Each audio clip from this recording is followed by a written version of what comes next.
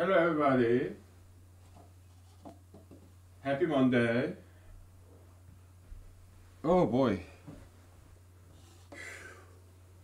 Yeah, I'm sorry. I'm not such a great or decent artist. I'm sorry. I tried to make a nice picture, but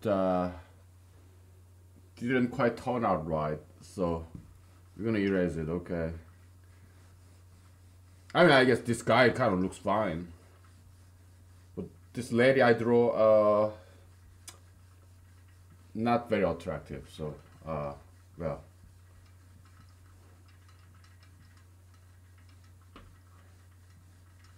but I guess it's all right.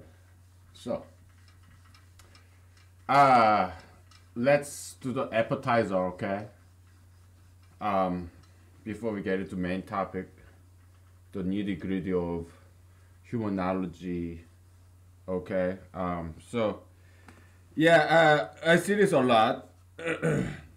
Gayism is like a criminal, okay? It's evil ideology, right? It takes hostage your loved one, your parents, your kids, your friends. Now they are infected with gayism, and Satan is taking your loved one as hostage because now you're a pro-gayist. Because so what's the price? Yeah, the subscription. So it's like this devil is taking your child as hostage of gayism, okay? And devil is like this. Hey, do you want your children to love you or what? Do you want your children to still love you? Then you will have to be a pro-gayist by supporting your child's LGBT. Okay, so that's the gayism hostage situation. Okay, it's like a bomb. Okay, so this ideological bomb detonation, right? It, it lands on one person and it kills that person. Then people around them become casualties too. Okay, one person become gay, everybody around them become pro-gayist. Okay, pro-LGBT. Yes.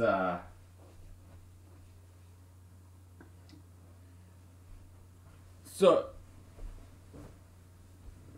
all these ideologies, good or bad, they're like an organism itself.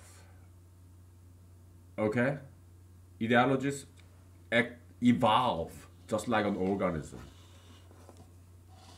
Look at this evolution of gayism.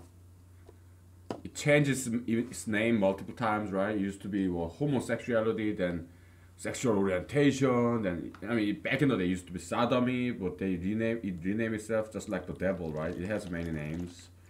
It has many names, right? Just like the devil. Okay, and it is a devil. Satan. Gayism, okay? And so it is constantly evolving. Okay. It's fun, it's history. As long as you know it is wrong and bad and evil, then you can just sit back and enjoy this drama. Huh? It's a villainous character, but hey, whatever.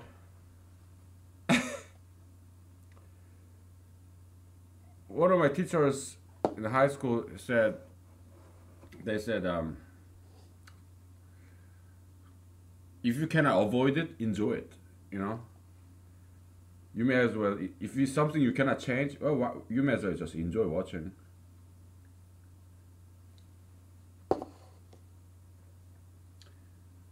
Yeah. So we are living in the age of ignorance. Okay, gayism is all ignorance. Okay, they don't know what they're talking about. Okay, they don't know who they are. Okay, obesity. Okay, or gayism. Those are ideologies. It's a possession by the devil. It's not you. It's not who you are. Because remember when you were young boy, young girl, you used to be very beautiful, right? But now you're infected with this sugar fetishism and gayism.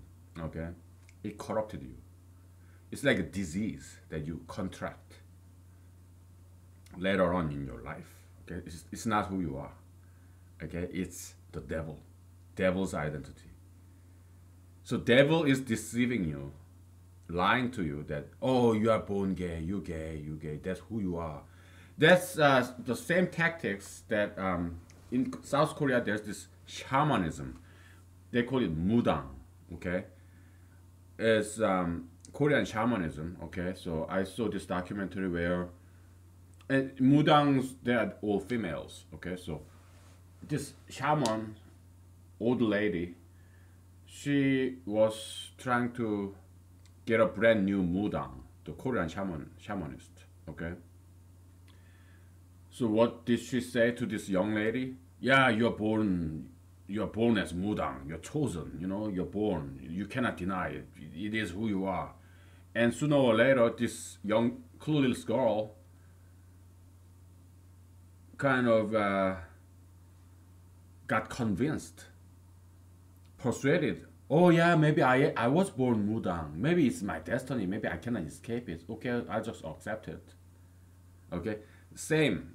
Okay, that's how one of many strategies the devil Satan uses.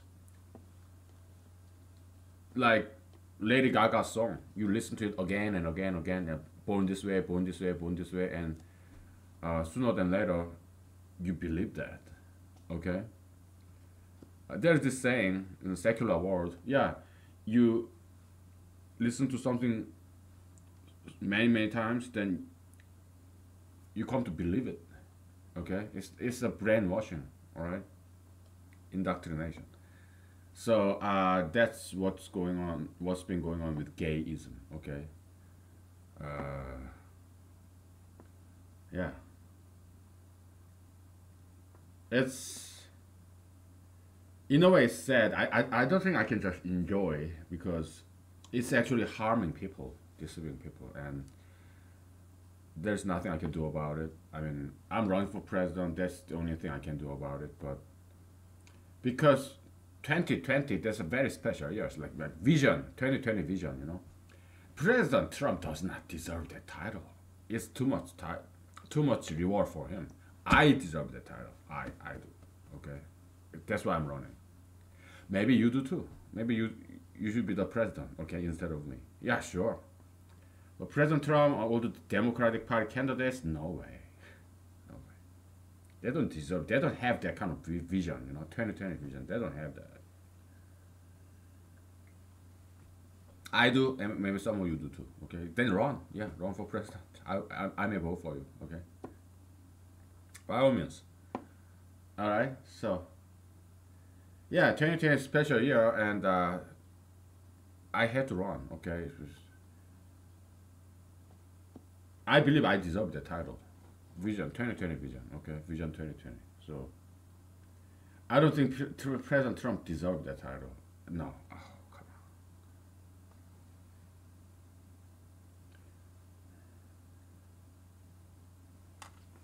on. Anyways. Yeah, let's get back to humanology, okay? So, ah.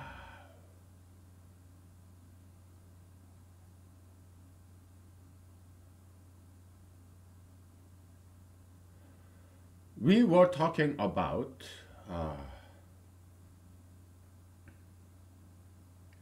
frame of reference, right? We gotta look at this physics classical mechanics book to get some ideas, okay? We kind of defined something new yesterday, didn't we? Yeah, work. Work. What is work?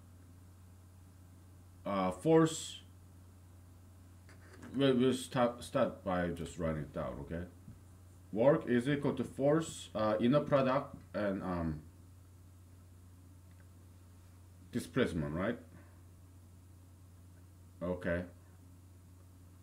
So, this inner product is maximum because it is what? F absolute value cosine theta. So when the direction of these two force and the displacement, okay, they are vectors. When the direction of the are same, then theta is zero, so it's maximized, right?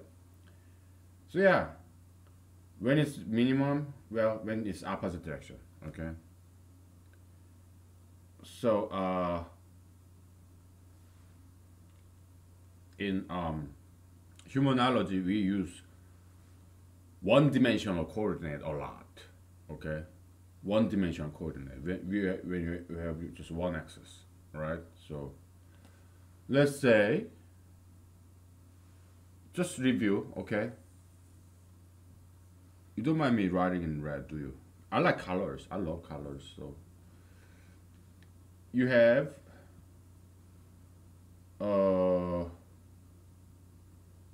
anti-gayism, okay? Anti-gayism, pro-gayism, okay? And you used to be neutral, and I exert this force, influence, okay? Try to persuade you. I want you to be more anti-gay than pro-gay, okay? So I try to make you into. I'm trying to move your coordinate position from here to here. If I succeed, then that's the displacement vector, okay? Right now, we have position vector only, all right?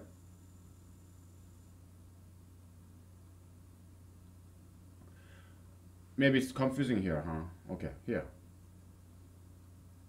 You used to be pro-gayist, okay? So you used to be here. So this is your position vector.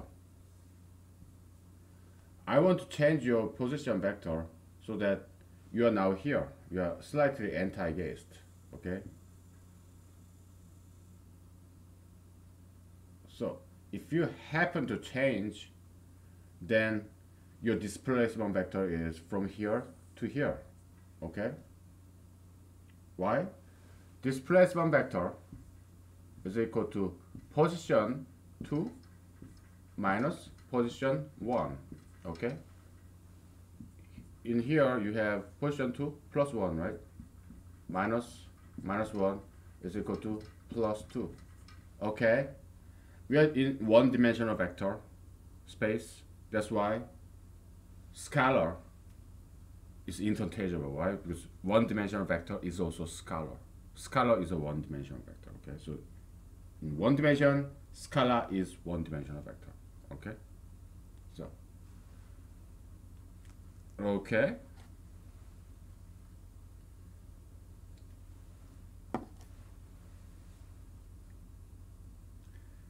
So yeah, I pulled you and I pushed you, tried to persuade you, and I made it.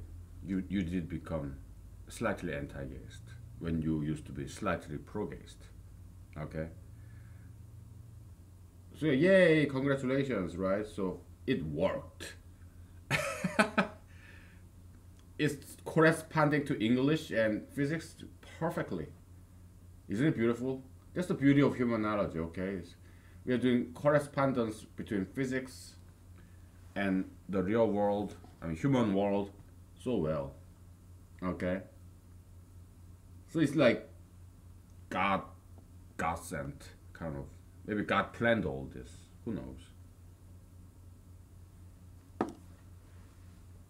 Okay?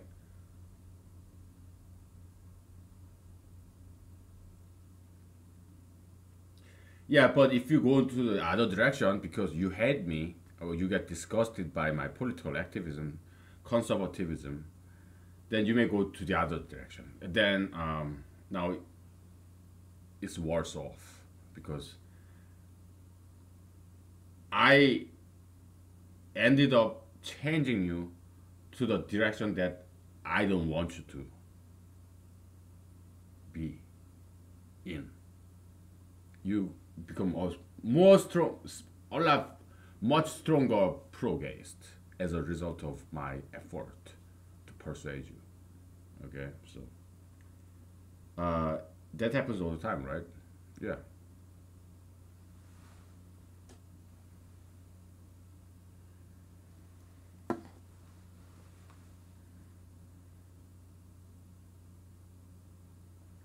Okay.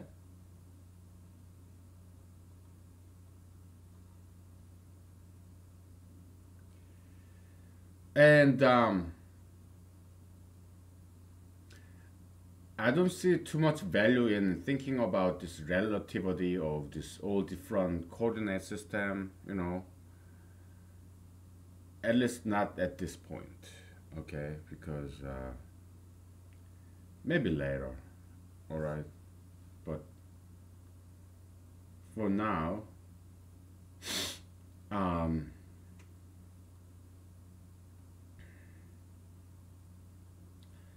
let's get more back to the basics, okay?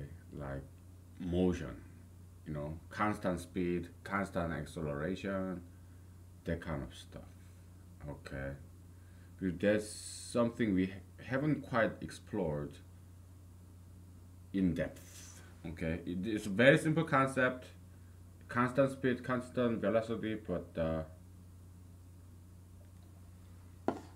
now that we just made this correspondence, what is force? It's an ideological force. What is S? Ideological displacement of a person.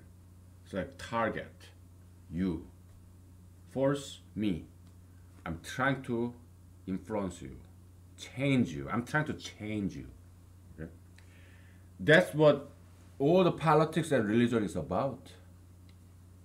Not only that, it's what school is about. It's what parenting is about. It's what media is about. It's the world, my friend. It's not just politics and religion. No, it's everything. You go to work, yeah, your boss, they want to change you so that you work the way they want you to work. You go to school, they want to change you. Teachers, they want to teach you what they want you to know. Okay? You're changing by learning either something good or something bad. Because nowadays, schools teach all the bad things like psychology. Okay? Horrible things to learn, right? Yeah. Or gay marriage or all that stuff. Yeah, they want to change you, okay? Or there are good things too. Physics, yeah. You're learning physics, now you're changed. Because you know more about physics, right?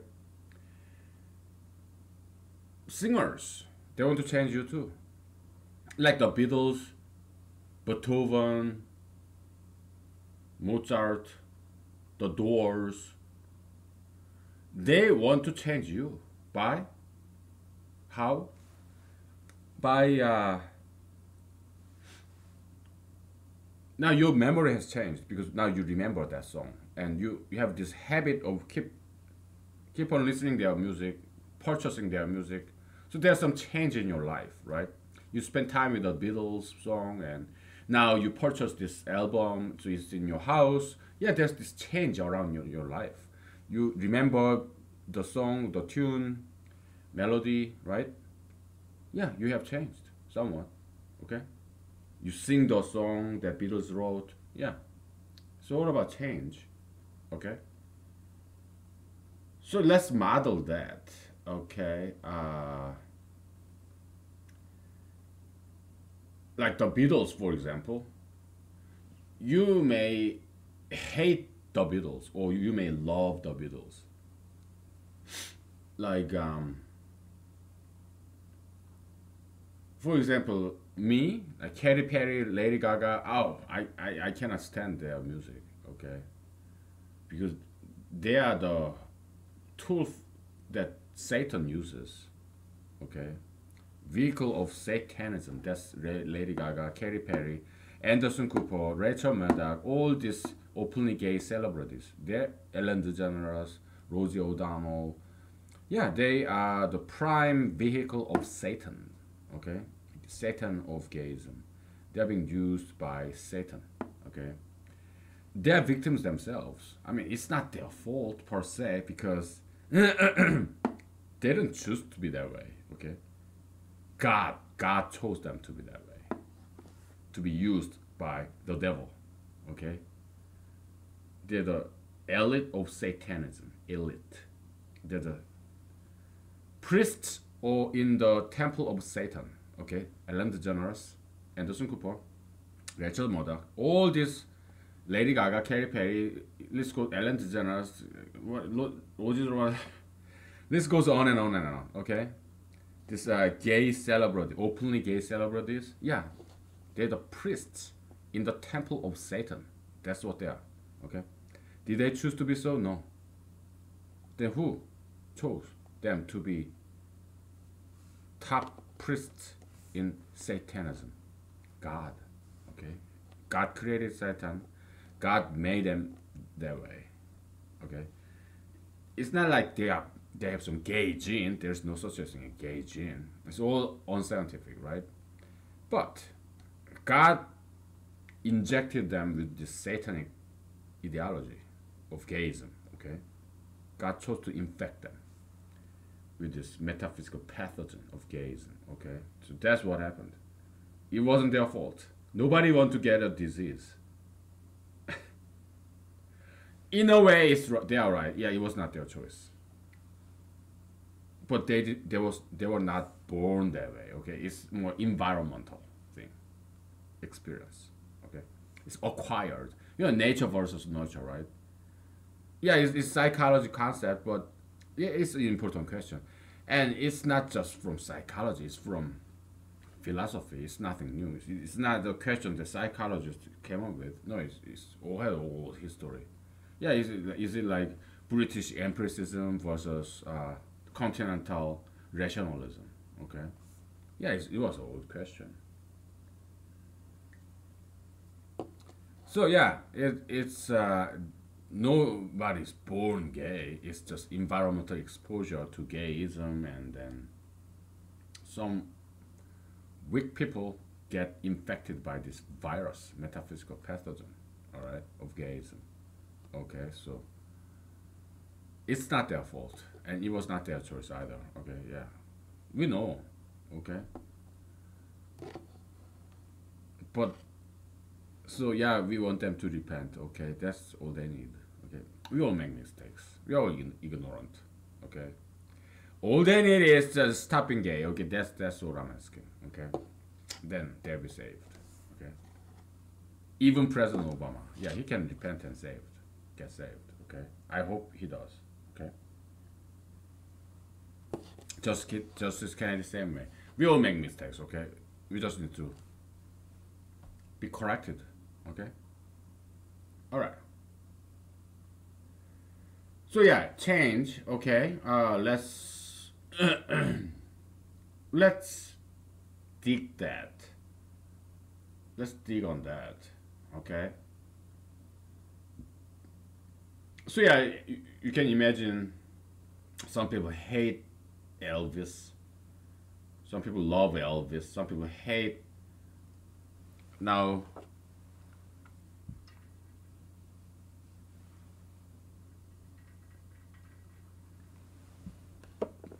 because gayism is something negative, but Elvisism, or I don't, I'm not a huge fan of Elvis. Okay, I'm sorry. He's he's not exactly a white guy. He's kind of a half Middle Eastern kind of guy. Maybe he's Spain. His ancestors maybe they're from Spain, Portugal, or Italy, or some Greece, some Southern Europe. You know, where people are not that white. Okay, in Europe, the higher you northern upper you go, yeah, they get wider, right? But you go down below, like Spain, Italy, Greece, they're not white people. Okay, they're half white and half Middle Eastern. That's Elvis Presley. He's not a white guy. No, no. But he married a young white girl. So to me, that's kind of ultra interracialistic, you know. So I'm not a huge fan of him. Okay. Elvis, I mean, he's singing the songs that he sings. It's kind of lame.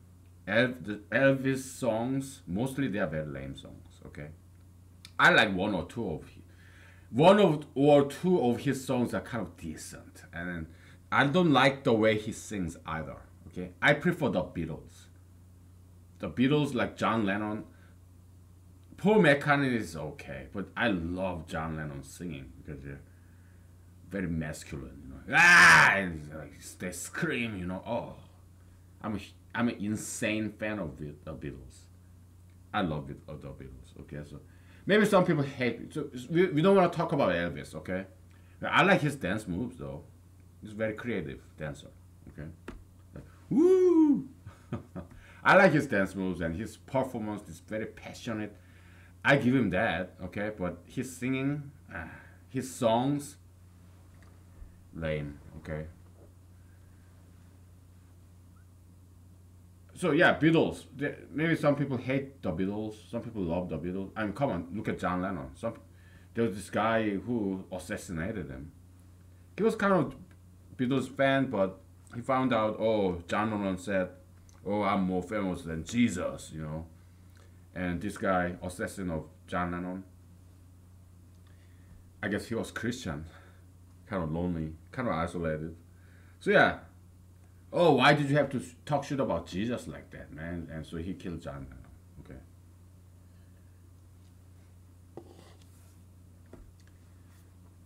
Oh boy. Whatever. Okay. So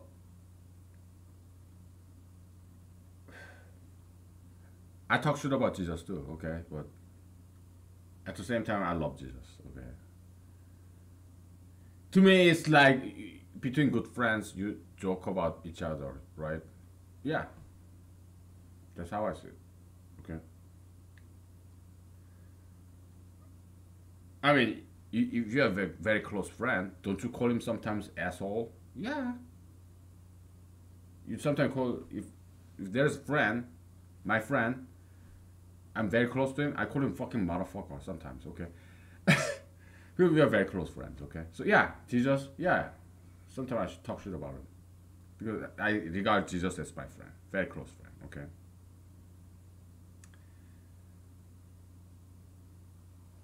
Sorry for about the f bomb. Okay, vulgarity. I'm a vulgar man. Okay, so so you have anti Beatles, you have pro Beatles, and now you have neutral Beatles. Okay, people who don't even know what the Beatles is, who the Beatles are. They have no idea who. When the Beatles first came out, I mean, they were just local band. Okay, it's not like they were born popular. No, they were not born kings. Jesus, they were just like you and me. So one day, you and me can become very famous, just like the Beatles, John Lennon. Okay, but they're just garage bands in the beginning. Okay.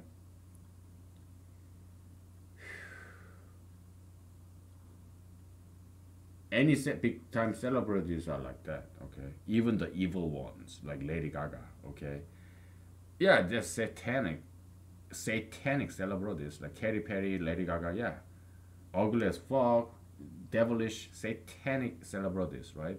Anderson Cooper, Rachel Maddow, Ellen DeGeneres. Yeah, satanic, devil worshipping celebrities, right? But they had small beginning too. Okay, I mean, look at Adolf Hitler, right? I don't hate Adolf Hitler. Okay, Ellen DeGeneres, like Anderson Cooper, Lady Gaga, Katy Perry, they disgust the hell out of me. They disgust me. But Adolf Hitler, I'm kind of sympathetic. Okay, because everybody hate him. Everybody. Okay, so I'm kind of like Jesus-ian this way, right? What you give to the list of all is what you give to me. Okay, so to me, being sympathetic to Adolf Hitler is kind of like giving to Jesus. Okay, so hi Hitler. I always wanted to do that. So ah, I'm a very mischievous, playful, impish kind of guy. Okay, I like playing around like this. Okay, I don't hate no Jews. Okay, I mean unless they're ultra internationalistic like what Jared Kushner or this darker ethnic guy, Jewish guy who's having sex with Tiffany Trump. That I mean I don't hate them, but they really disgust me. Okay, because they're so greedy sons of fucking bitches. Okay. Oh, these ethnic guys going after the most beautiful white girls. Well, first of all, that kind of real dumb, stupid blondes anyway. Dumb fucking blondes. Two daughters of President Trump, Ivanka Trump and Tiffany Trump, right? I think they had plastic surgery. I think because it looks too big for their figure, for their body height, stature.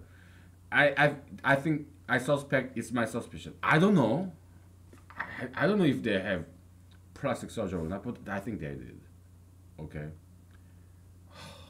Horrible. That's why I don't want to have kids.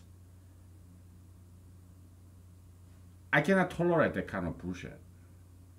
If they are my children, I probably end up disowning them because I cannot tolerate my children getting tattoos, piercings, or plastic surgery. No, or if I have a son, he'll be ethnic son, right? Ethnic guy, and he start going out having sex with the beautiful young white girls. I cannot see that. No. And I'm a very rebellious kind of guy, so my son will be, my daughter will be very rebellious, just like me. So, no, no kids, absolutely not. I'm not gonna have kids. Okay, I'm not gonna get married either because I'm sorry if I'm offending you, but I think I have better things to do. I have better things to do than spending time with my spouse or my kids. I think this is more, to me at least, it's more important. Okay. I have a full-time job. I mean, making a brand new science, I mean, that doesn't make any money because people don't recognize it. People don't appreciate it. Maybe after I'm dead, who knows? I mean, this will become famous after I'm dead. But so it may become a very big industry. Humanology, maybe it will be taught in all the universities in the world. But I'm dead. I won't be making money, right? So yeah, I need a full-time job, day job. Which I enjoy my day job. Okay, it's kind of new, pepper push, office worker. I mean, I love computer programming too. It's just that I've been doing computer programming for 2 decades. Because time to change. Things get old, you know, after doing the same thing for 2 decades. Come on.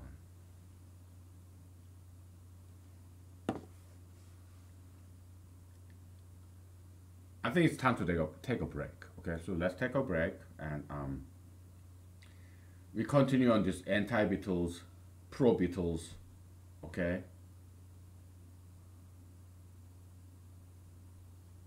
All right. All right. We'll be back.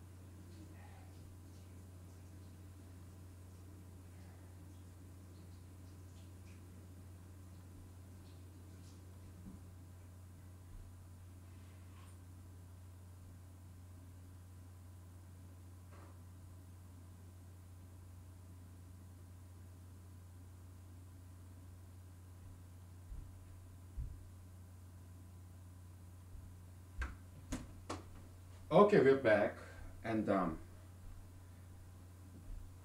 we are doing physical humanology or humanological physics. That's what we are doing. Okay, so it's like this. Okay, um, you can be a huge fan of Beatles, the Beatles, like I am. Okay, I really I used to have this cassette tapes in late 1990s when I was in college. I had every single album of the Beatles.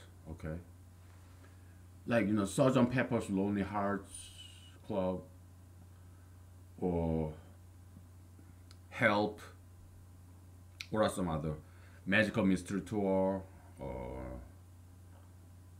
White Album or Let It Be, Please Please Me, Revolver. All those Beatles albums I had it with in cassette tapes. Do you have any idea what cassette tape is? Magnetic, okay. So yeah, permanent storage even in your computer or your cell phone is all magnetic, okay. So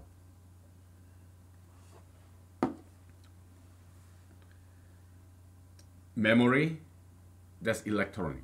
Electronic is data is stored in terms of this voltage level, okay, zeros and ones. Magnetic tape or your hard disk, yeah, 0 or 1. Magnetized particles, the direction of that. Okay. So that's that. So does it surprise you? This entire world, I mean, this video screen that you're looking at, even our voice, my voice that you are listening to, it's all zeros and ones. So how is that possible? Oh, it's simple. You just have a lot of zeros and a lot of ones. Okay. We have what? 26 alphabet letters, right? Then how many zeros and ones do we need? It's a simple inequality, okay? 2 to the x should be more than or equal to 26, okay? What is x? Log 2 and 26, okay?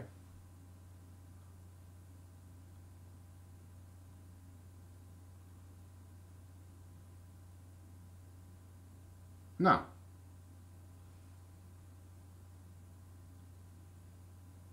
which is bigger than log 2 of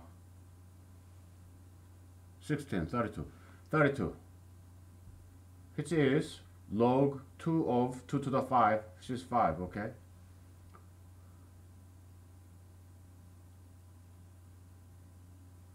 Oh, I'm sorry.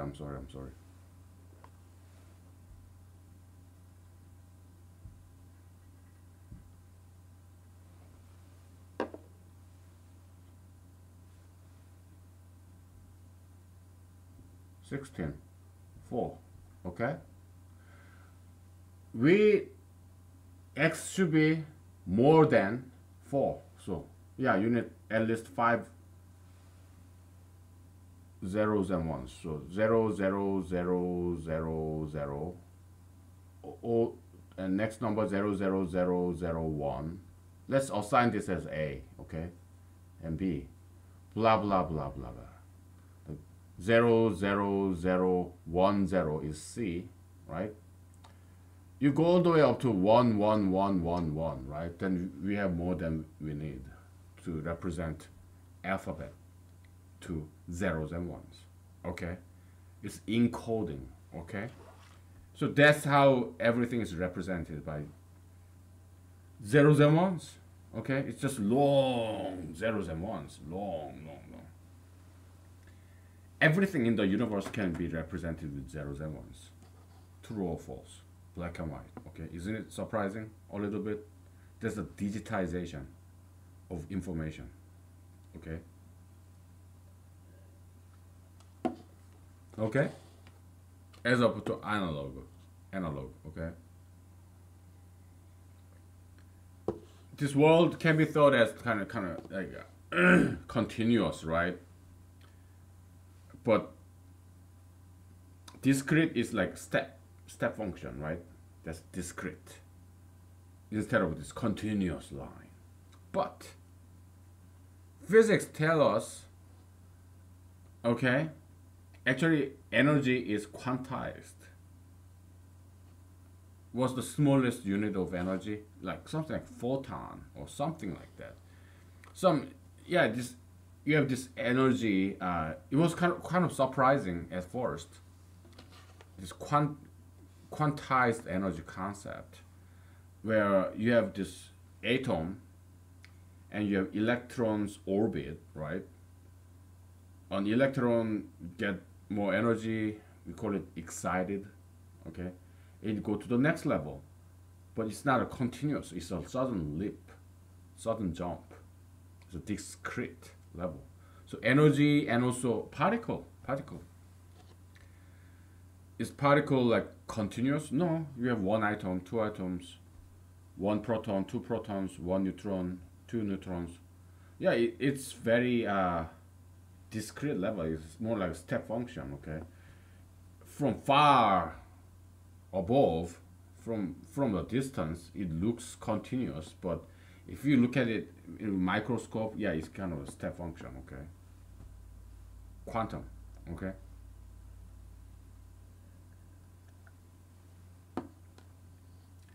So energy is that way, particles are that way, so mass is that way, and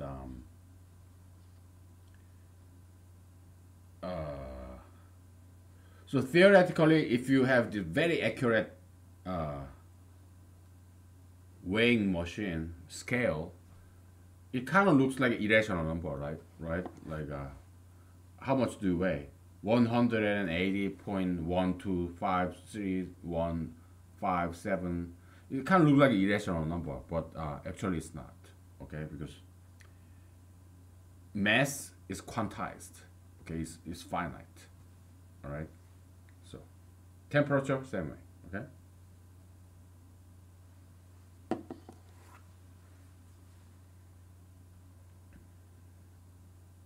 Now,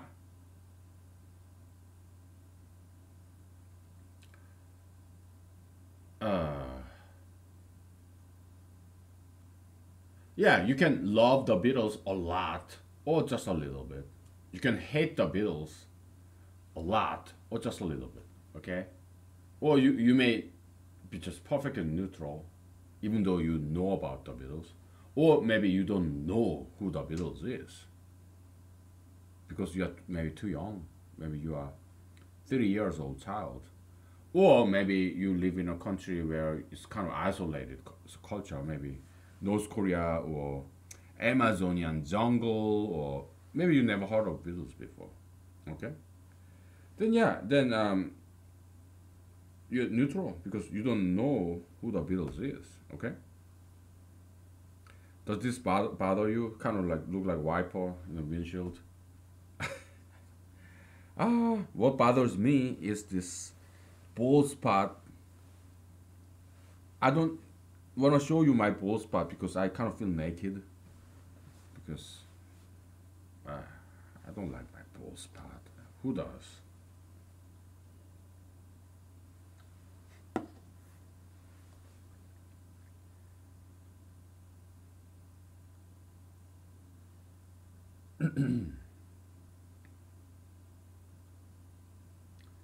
Okay. I mean, that's pretty much it. I mean, okay, so radio stations, what they do is they play the Beatles song again and again and again, right? That's kind of influence, force, okay? When in physics we have this force field, okay? Like you have a unit mass or whatever mass, a planet, right? Then force field is like this, okay? Now we don't need this binary stuff anymore. We just did this. this binary stuff for fun. Okay, it's not our main discussion. More of a side discussion. Okay, if you if you have a planet has some heavy object, then right, force field. It's like this. The space, this gravity, somewhat changes the character of this space, each dot in space. Now it gives it a color. Okay? So if you are kind of close to this object, yeah, then strong force, right? You remember the kind of directionality in a circle? Circular directionality? Yeah, it's either inward or outward, right? Okay. Maybe we'll come up with a brand new mathematics, okay?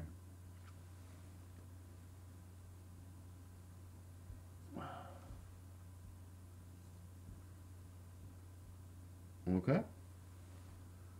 You farther away, smaller force, smaller gravitational force. Okay? Yeah, closer, yeah, so it's big, farther away, kind of smaller force. Yeah, gravitational attractive force, okay? It's not repulsive force, okay? Gravitation, it always have is attractive force. But in humanology, yeah, gravitation can be repulsive force. Why? Because some people, if you're like me, we want to resist whatever is mainstream. Okay, so okay, and whatever is some very unpopular thing, like even Adolf Hitler, we kind of feel sympathetic. Okay, some people are like that. Okay, I'm just one of them. Okay, so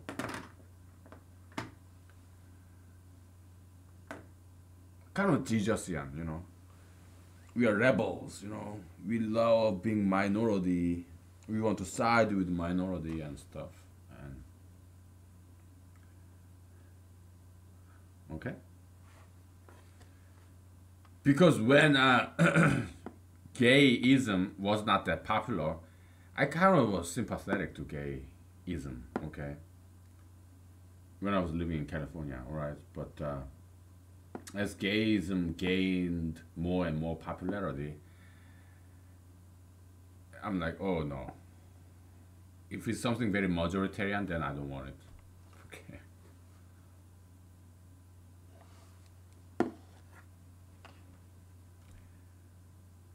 Okay.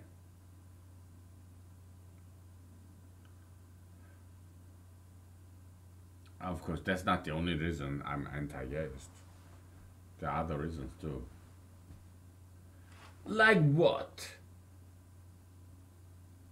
Oh yeah, I know. You must be close gay, aren't you? Some people do think that way. Some people think I'm gay. Some people think I'm close gay. Oh, you must be born gay and you're denying it. Stop fighting. uh, the thing is, it's like this, okay? Like, sometimes I sing like a girl or dance like a girl, okay? I love colorful clothing, okay? But you don't have to be gay. You don't have to kiss the same sex or have some this imitation sex, gay sex, to be fashionable. Okay, I mean, there's a term called like metrosexual, right? Yeah, you can be metrosexual. You don't have to be homosexual to love colors, to sing like a girl, dance like a girl, talk like a girl sometimes, sometimes acting a female character. No, you don't have to be homosexual or transgender for that. Okay? I'm an artist. Okay, you saw my horrible drawing, but the kind of art I do is with myself. my hairstyle, necktie, colorful clothings. That's how I express my artistic desire. Okay? Because when I was in high school and middle school, I was very good at fine art, drawing, painting. I was very good at it. I was on top of class. I mean, I was on top of class in many things, pretty much everything, except in athletics. Yeah, I was a good runner, but with ping pong, I was decent at it. But basketball, baseball, I was not good at it at all. Okay, I'm not good at basketball, ping pong. Ping pong, I'm decent at it, but basketball, baseball, football, soccer, I'm not that good at with those bowling stuff. Okay. Whoa, oh, bowling. Yeah, I'm not that good at it. Okay. All those things with balls, Western sports with balls, I'm not that good at it. Martial art, I love martial art, but am I good at it? I guess I'm just okay. All right. If I go to sparring, probably you will kick my ass very easily. Okay. But I love martial art. To me, martial art is like art, artistic expression. Okay. Woo! You know, yeah, I love martial arts, but in terms of like sparring as a sports, nah, not really. It won't be hard. It won't be hard at all to kick my ass for you, okay? Because to me, that's not my focus. To me, martial art is like self. It's like expression of art, okay? Not as a competitive sport. That's not my focus. Okay, I'm not interested in that kind of martial art. I'm interested in self expression of art as that kind of martial art. That's what I really like. Okay. All right. So. Okay, so we are not talking about this Einstein's general relativity kind of gravitation. We are talking about this classical Newtonian gravity, force field. Okay, that's what we are talking about. All right.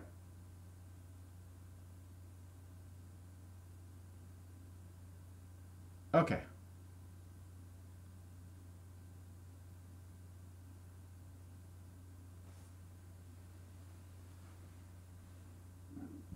So in the law of gravitation, law of force, it could be magnetic force, electric force. It's all obeys this inverse square law because we have three-dimensional space, okay, and the surface of a sphere is two-dimensional, right? So as what's the area of a sphere? 4 pi r squared. Okay, so if r become 1 to 3, then the surface area of this bigger sphere is now 9 times. Okay, what's the sphere area, the surface area of a sphere with radius 1? 4 pi 1 squared, 4 pi, right? But the surface area of this sphere of radius 3 is what? 4 pi 3 squared. So 4 pi times 9, 36 pi, okay? Yeah, that's the origin of inverse squared law because the same flux, the same gravitational radiating force field is being diluted in a quadratic fashion. That's where inverse square law comes from, okay? Because the force in this unit, this point, is like this density of this force field, okay? That gets diluted in a quadratic fashion. Okay, that's where inverse square law comes from. Okay, we talked about this before. That's why I'm not writing it all down. Okay. We talked about this before, okay? So I'm not gonna be too easy for you, okay? I'm trying to figure out what this thing is. Is this a bug? What is it? I don't like the look of it, so I'm gonna get rid of this. Kind of looks weird.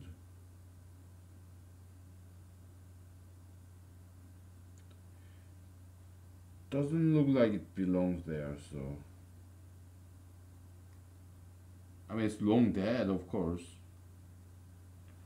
This plant. We're gonna take a break, okay? And we get back to this, alright? Alright, take a break. Take 5.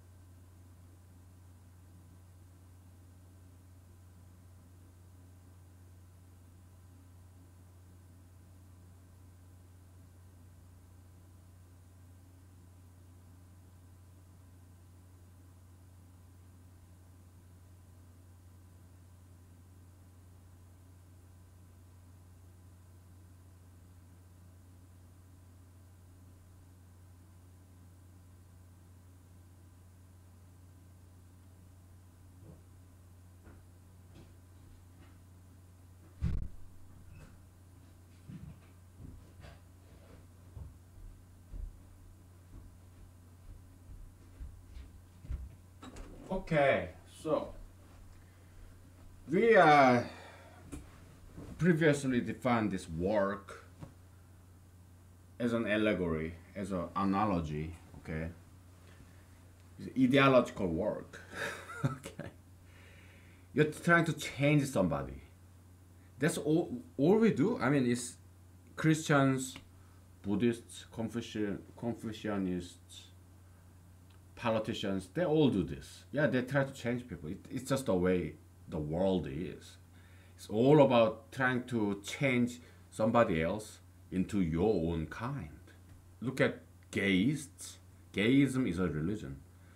And gayism is unconstitutional religion because it's being federalized. It's government, this government involvement.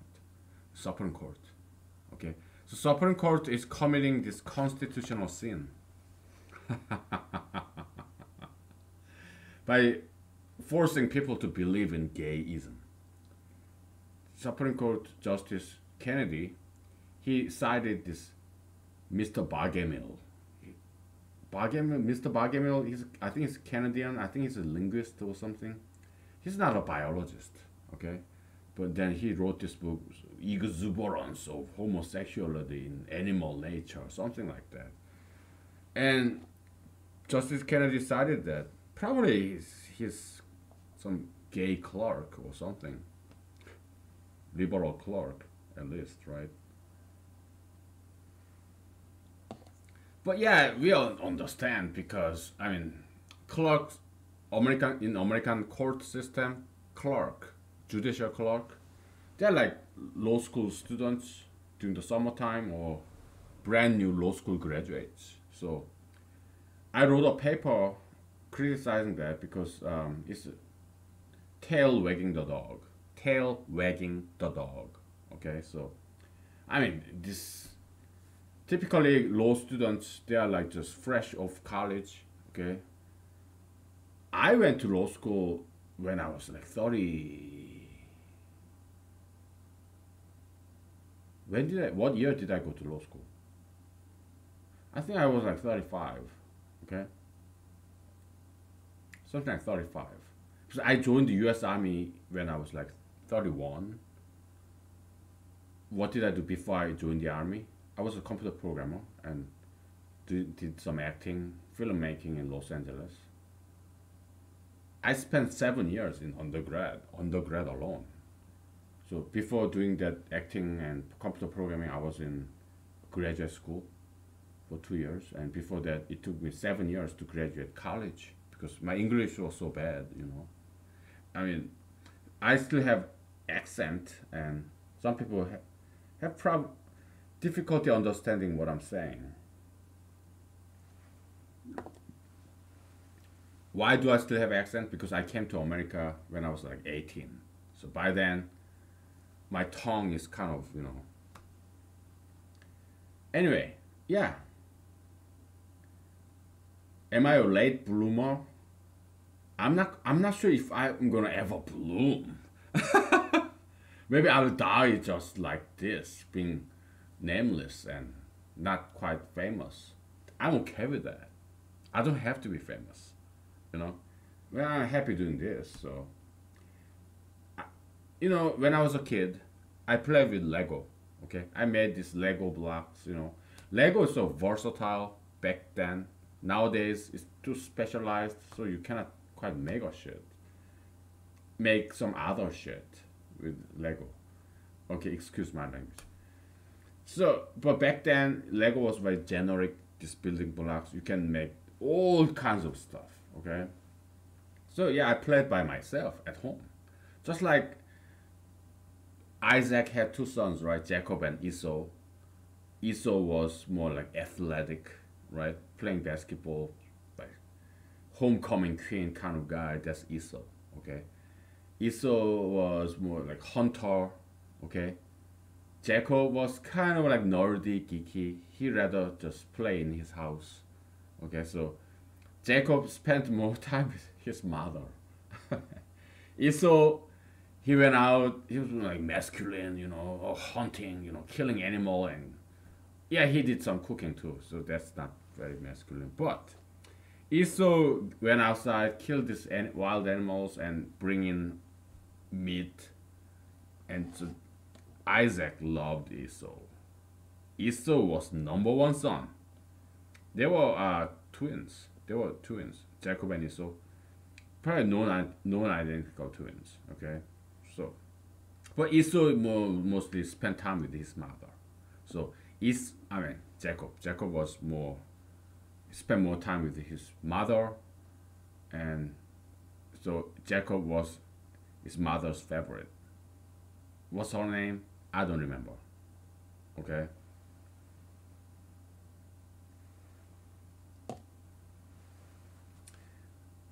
Yeah, Jacob was mother's favorite. Esau was father's favorite. Okay. And Jacob, under the direction of his mother, cheated, lied. Okay. Because Isaac was about to die, and he wanted to bless his favorite son Esau, blessing, and Isaac's wife, she told she told Jacob to cheat on his father. Okay, yeah, you pretend you are on Esau. Okay, you are your brother Esau. Okay, and steal his blessing. Okay, so that's Jacob, Israel, later named Israel. Okay, so Jacob was a very cunning man, lying. I don't want to say lying son of a bitch, okay, because I'm kind of more like Jacobian, okay? I'm more like Jacob. What am I doing here? I'm at home, right? I'm very domestic, right? I'm not going outside and giving a politics speech or anything. No, I'm doing this right here, at home, domestic, right? But Esau was like, he's a masculine kind of guy. Go outside, play basketball, football star, football, basketball, or hockey, football, basketball, baseball kind of guy, right? I'm not into any of those spectator sports, okay? Um, I don't know any names in those sports. Football, basketball, I don't know any because I don't watch those sports, okay? To me, it's kind of boring. Do I watch UFC? Yeah. I mean, if I go to a bar and they have two television screen, if there's football here, football, and match UFC, I watch UFC because to me that's exciting. I love martial arts. In terms of like fighting, like competitive martial arts, I love watching them. It's exciting. But do I watch them in YouTube? Not really. Okay. I love sometimes I watch this old like 1970s Chinese martial art movies or some more contemporary stuff too sometimes, but not very often. Okay. But do I practice martial arts? Yeah, yeah. I did that like couple of days ago, right? On camera, right? Yeah, I do that sometimes. Sometimes watching YouTube videos. Okay. Yeah, but I like playing by myself. Just like you probably know what I'm gonna say. PG-13, okay? Yeah, just like I'd rather masturbate than having sex with a girl. I mean, yeah, I would rather have sex with a girl, but girls don't like me, and I'm anti-ultra interracialist, and I don't have money, time. So when I mas PG-13, when I masturbate nowadays, I don't even go into internet and watch adult films. I don't even do that. I just imagine, okay? Maybe some long distant past experience or just imagination, whatever, okay? So, because it's just easier, okay? Because I'm getting old. I have to be very efficient. Okay, so I don't, and I'm so busy. I have full time job and I'm doing this, right? So it's like two jobs. Full time job to pay the bills and part time job pro bono, social service, service for humanity. Okay. See, I'm not going to political meetings very often nowadays, okay? Because I'm too busy doing this, okay? And political meetings, local political meetings, I'm kind of losing interest in that venue because I learned enough. I learned a lot. I made many friends. But to me, it's about time to graduate from that because probably I learned everything they have to offer, okay? So I learned a lot, but now it's time to graduate. Okay, so probably I won't be going local political meetings, at least not as often. Okay, so okay, all right. So let's get back to humanology. Okay, so once this. Okay, let's say it used to be just vacuum. There's nothing, right? Just vacuum in the universe, but you put this planet. Let's pretend we are gods. Okay, we just grab this planet and put it right here. Then in this vacuum suddenly there's this force field. Every space surrounding this massive planet, now it has this so-called force field. Okay, it's a color that this planet is imposing in the surrounding space. Okay, and so you're a god. Okay, so you put a small ball. This is a gigantic planet, heavy. Just play one baseball. Okay, then it will stop moving here toward this planet. Okay, because it has small mass, right? Yeah, so that's the force field concept. Okay, of course you have this equal distance another planet here, the same distance between and same mass, then it will stay still because now it's pulling, the other planet is pulling the other way, so it's a vector summation, right? So yeah, it cancels out. If it's a bigger planet, then it will start go toward that bigger planet. Okay, all right.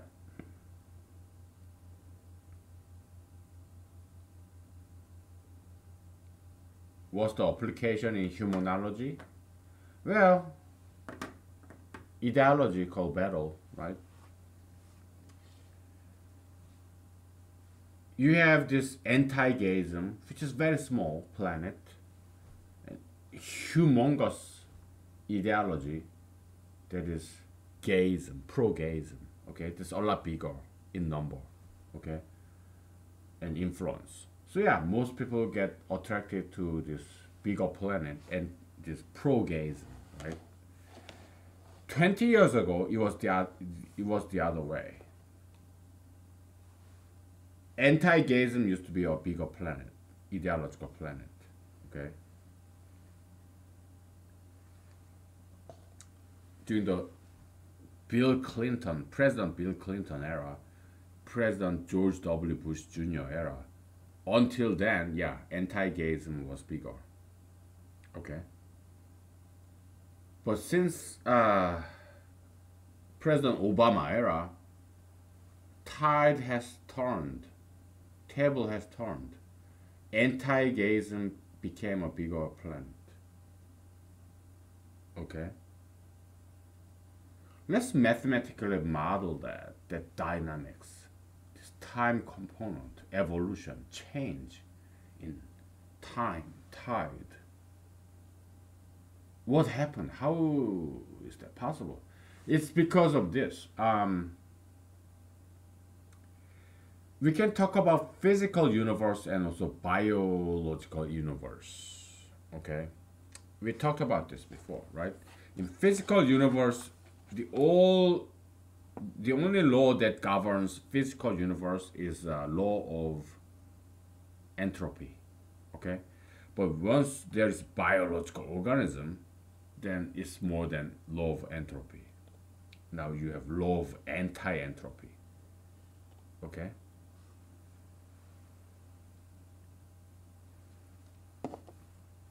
We are unlocking the door of the universe, okay?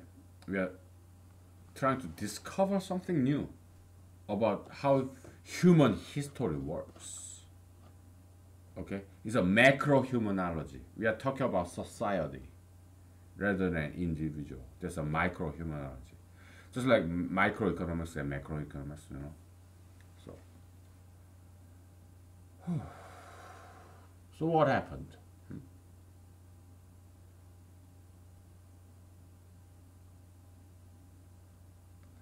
In a physical universe, like far distant galaxy, right? There's no living organism.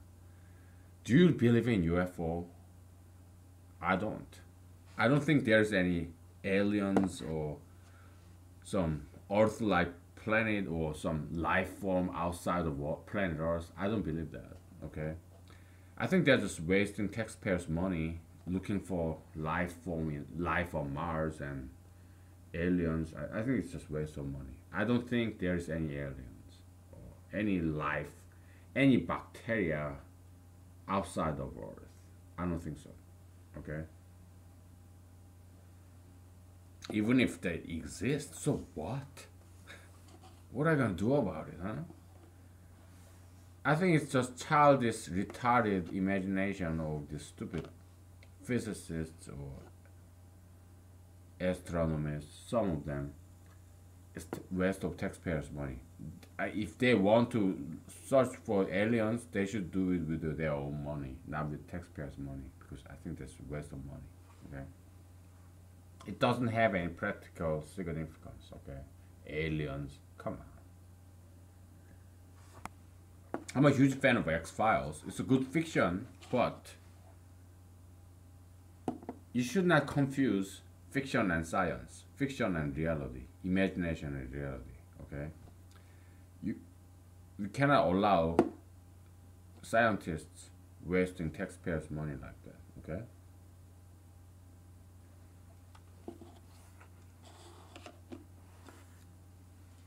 When I'm the president, if you're a research scientist looking for life on Mars or extraterrestrial aliens, you're not gonna get a single penny out of taxpayers' money. Okay. So I just lost like probably 10,000 votes right now, just now. I don't care. Okay. I will do the right thing when I'm the president. Okay. When I'm the president, I will do the right thing, and you do not want a president who would do the right thing, then vote for President Trump, vote for Democratic candidates. I cannot care less. Okay. So, I'm totally happy. Okay, I'm running for president because I want to serve you. I want to save you, your kids, your grandkids. It's a social service. I'm perfectly happy without being president. Okay.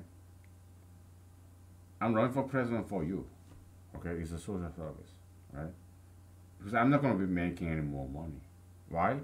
Because it's my presidential candidate's promise that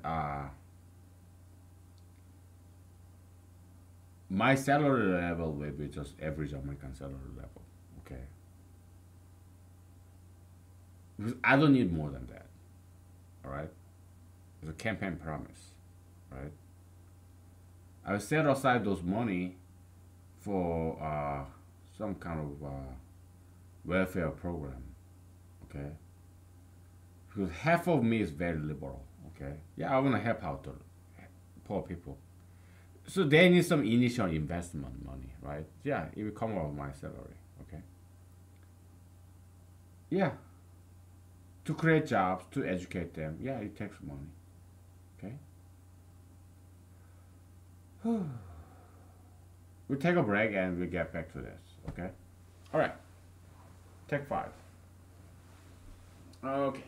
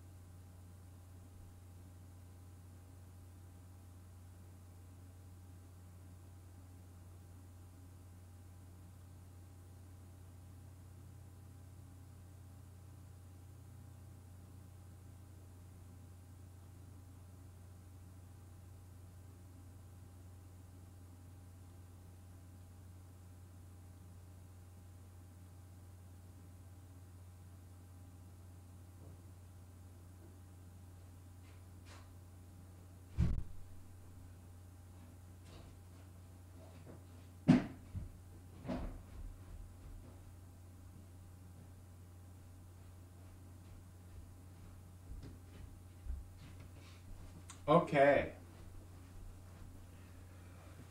So uh what's that? Yeah. Let me switch out my drinks. Actually, let me just stick with this. I'm gonna just grab some more kinds of drinks. So yeah, politics, philosophy, religion, it's all the same. Okay, they want to change you so that you become more like those guys. Okay, it's Why do people do that? Because it's not people actually, it's concept. You remember the seven tiered universal hierarchy in humanology? It's a concept that's above us, okay? That's acting inside of us, making use of us as a tool to spread itself. It's kind of like selfish gene concept in biology, okay? It's kind of like that, okay? All these concepts, ideologies, be it Holy Spirit or evil spirit, they're using us to spread itself. Okay, that's what's going on. All right? Does it surprise you? You are being used by either evil spirit or Holy Spirit. Okay? That's what's actually going on. Okay? If you are possessed by this satanic spirit of gayism, pro-gayism, yeah, it has possessed you. It has become one with you. You are possessed. You feel the way the devil of gayism feels. Satan. Satan is so happy when it destroys somebody, right?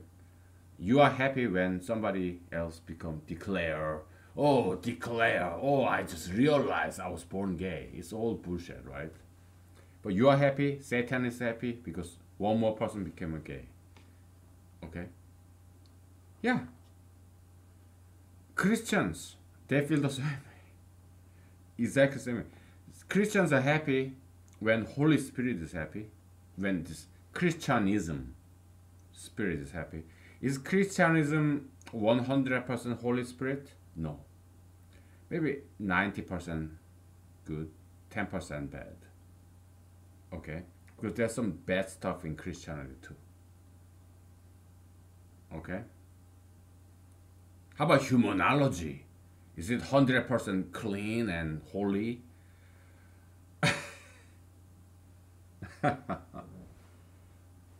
That's a good question. Kind of this gotcha moment. It may be not. It may not be. But as far as I know, it is. Okay? That's my... If you ask me that question, is humanology 100% clean and 100% good? I don't know. But I did my best. Okay? There could be something wrong with humanology. I admit that possibility. Okay? So I'm not gonna tell you that, oh yeah, it's 100% clean, you know. No. Because I don't know. I'm a human being. I'm not God. I'm not Jesus. I'm not Prophet Muhammad or Confucius, Socrates. No, I'm not that. Just Alaskan aging Asian American. Am I an asshole? I don't know. But I did my best, okay? That's what I'm going to tell you, alright? So, do I want you to be more like me? Of course I do. Just like anybody else. Am I being used by some spirit? Yes. Are those spirits taking advantage of you, or advantage of me, making use of me as a vehicle? Are they all clean, holy spirits, or are some of them evil? I don't know. It's a human condition, okay? I don't know. Maybe there's some demons and devils in me, or maybe I'm just full of it. Maybe I'm full of evil spirits. I'm drinking alcohol, right? It's a spirit, isn't it? Is it Holy Spirit or evil spirit? I don't know.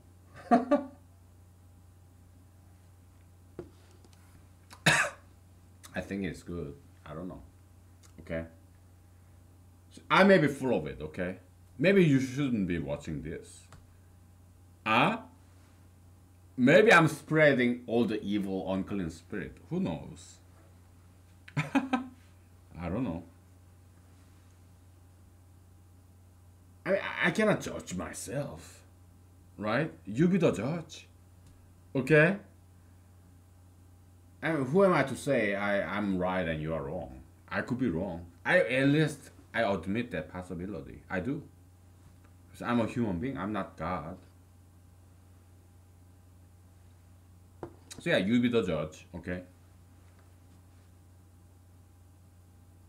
Because people who are possessed by gayism, they strongly believe that they are right. Just like I strongly believe anti-gayism is right. So then who can tell that who is right or wrong? Okay, you. You are the only one who can. Okay, because there's anti-gayist, and pro-gayist. You are the audience. You are the judge. Okay, you tell because in the end, it's your life.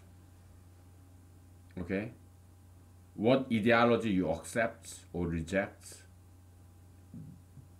that determines how you will be. Okay, so it's up to you because we are just sellers of ideologies, right? I sell anti-gayism, he sells pro-gayism. You are the buyer. You pick and choose. It's your freedom, your right, your life. Okay? But eventually it's all up to you because that's your life. Okay? So, yeah. You are the ultimate decider because it's about your life. Not mine, not his. It's about your life. Okay? You go to Walmart and there are all this competition of sellers. Yeah, hey, buy my product, buy my product. You know? But you are the one who decides because this is America. Okay? I mean, at least where I'm living in, this is America. You have choice, you have freedom. Okay? You have rights. Okay? There is no way I can change you. No. I cannot change you. It's only you who can change yourself. Okay? By adopting different ideologies.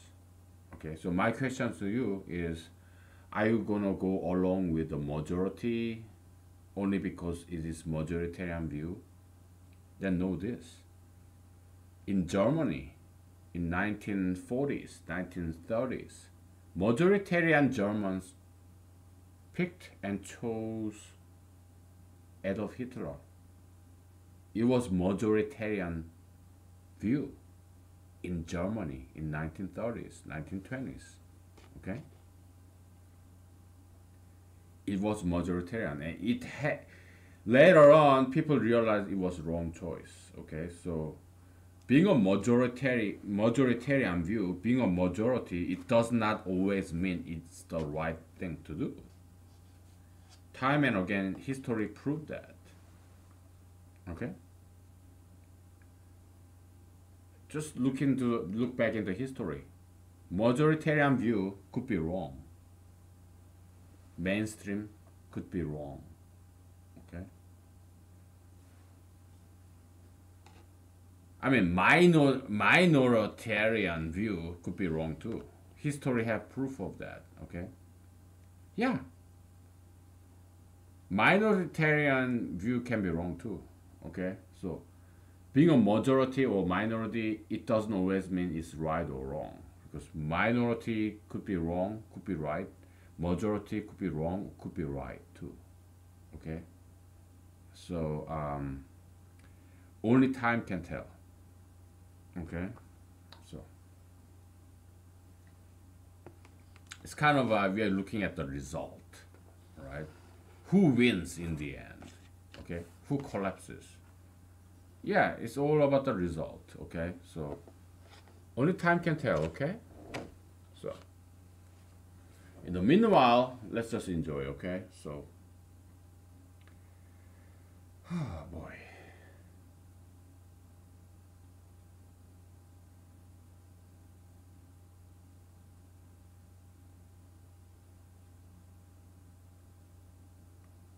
I think that's about it about in terms of physics. Okay. I'd rather take a break and do some mathematics. Okay, instead of physics. Okay. Um, because we spend too much time in physics. It's kind of getting old. Okay. Boy.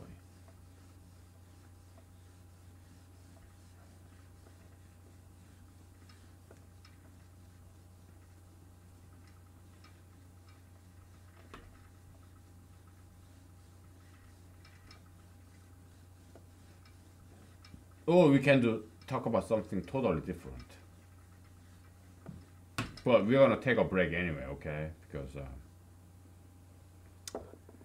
Monday. Today's Monday and all. Okay, let's take a break. Okay. All right.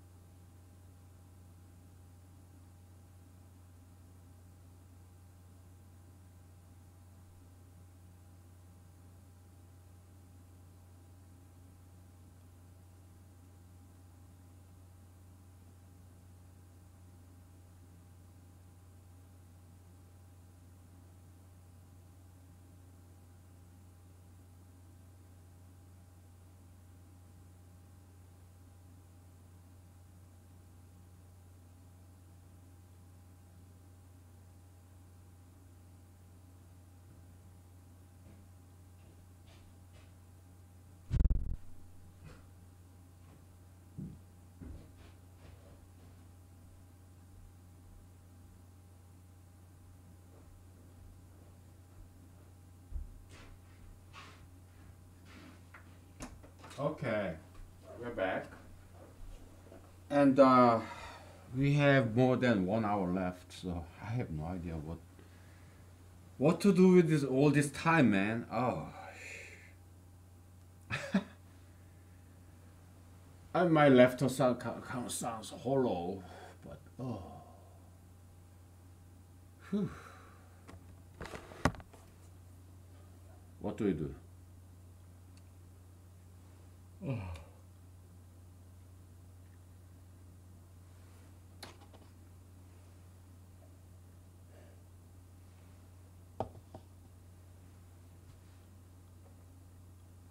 Let's talk about Book of Revelation. How about that? Hmm? Book of Revelation. It talks about this woman who's pregnant with a baby, and dragon, the Satan, was about to devour this baby, and so she was crying with this birth labor pain, and then she gave birth to a child. It was a son, and then she got these wings, and she flew away. And for 3 years and a half, she was sheltered in a remote region, and then the devil missed the chance to devour this newborn baby, and then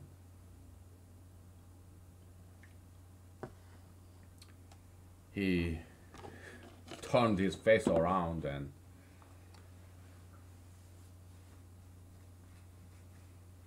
that's the Book of Revelation. It's a fantastic story. I mean, was it Thomas Jefferson who talked shit about Book of Revelation?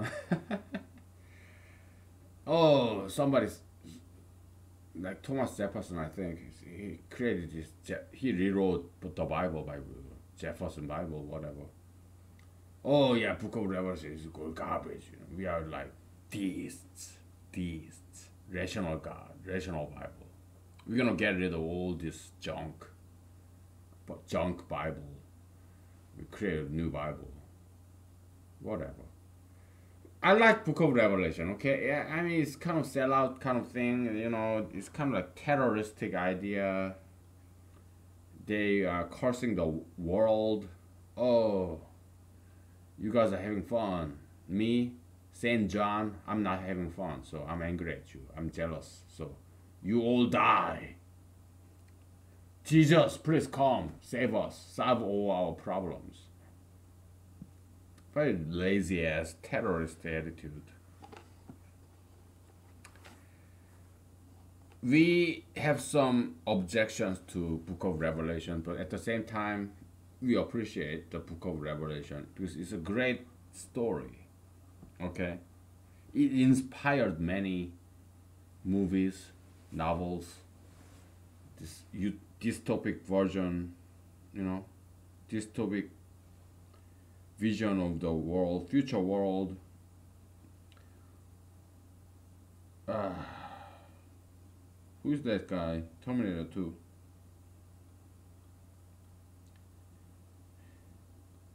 James Cameron. I keep forgetting his name. James Cameron. Okay, so yeah, he doesn't like Jesus very much. He says, well, Jesus married somebody, some girl. I don't think Jesus ever married anyone. Okay, so and yeah, and so James Cameron, he doesn't like Jesus very much, but he was inspired by this Book of Revelation. So obviously he was exposed to Bible, Christianity. I mean, that's why probably he's against it, right? He knew thing or two about Bible, and that's why he has some strong feeling about it, right? He's against Bible.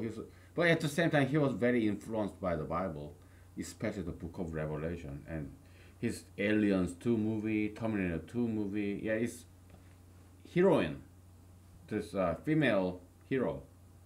Yeah, it's the Book of Revelation. Okay, this woman, you know, who escaped, female hero. Yeah, I think it's all from Book of Revelation. This this dark, pessimistic vision of the future, you know, yeah, it's from Book of Revelation right there. So pastors, preachers, theologians, Christian theologians, they have no idea how to interpret this Book of Revelation, okay? So who's this baby? Who's this woman in the future? Because Jesus was here, but he's gone. Jesus is no longer here, and physically. Yeah, spiritually, yeah, he has huge influence on at least Christians, right? So he has some footprint, Jesusian footprint. He has some metaphysical presence, existence. Yeah. I mean, to me, for example, yeah, I remember every single thing that Jesus ever said. Because I read Bible 3 times, okay? Or more, all right? He has influence on people, on at least on Christians, and even if you are not a Christian, you know what Jesus said, golden rule, right? But he's not physically here, okay? So then who's this woman in the Book of Revelation? Who's going to give birth to this baby, and this baby will be the next king, ruler of the world? Who is this woman? Okay? Because is it going to be another Mary, the Virgin Mary, and another Jesus, the second coming of Jesus? Some pastors think that way. Okay? But in their minds, they're very limited, narrow, this boxed in, this mentality, right? Oh, they went to a seminary school, and oh, nobody's bigger than Jesus. So if somebody big, it has to be Jesus again, right? They don't have good imagination, okay?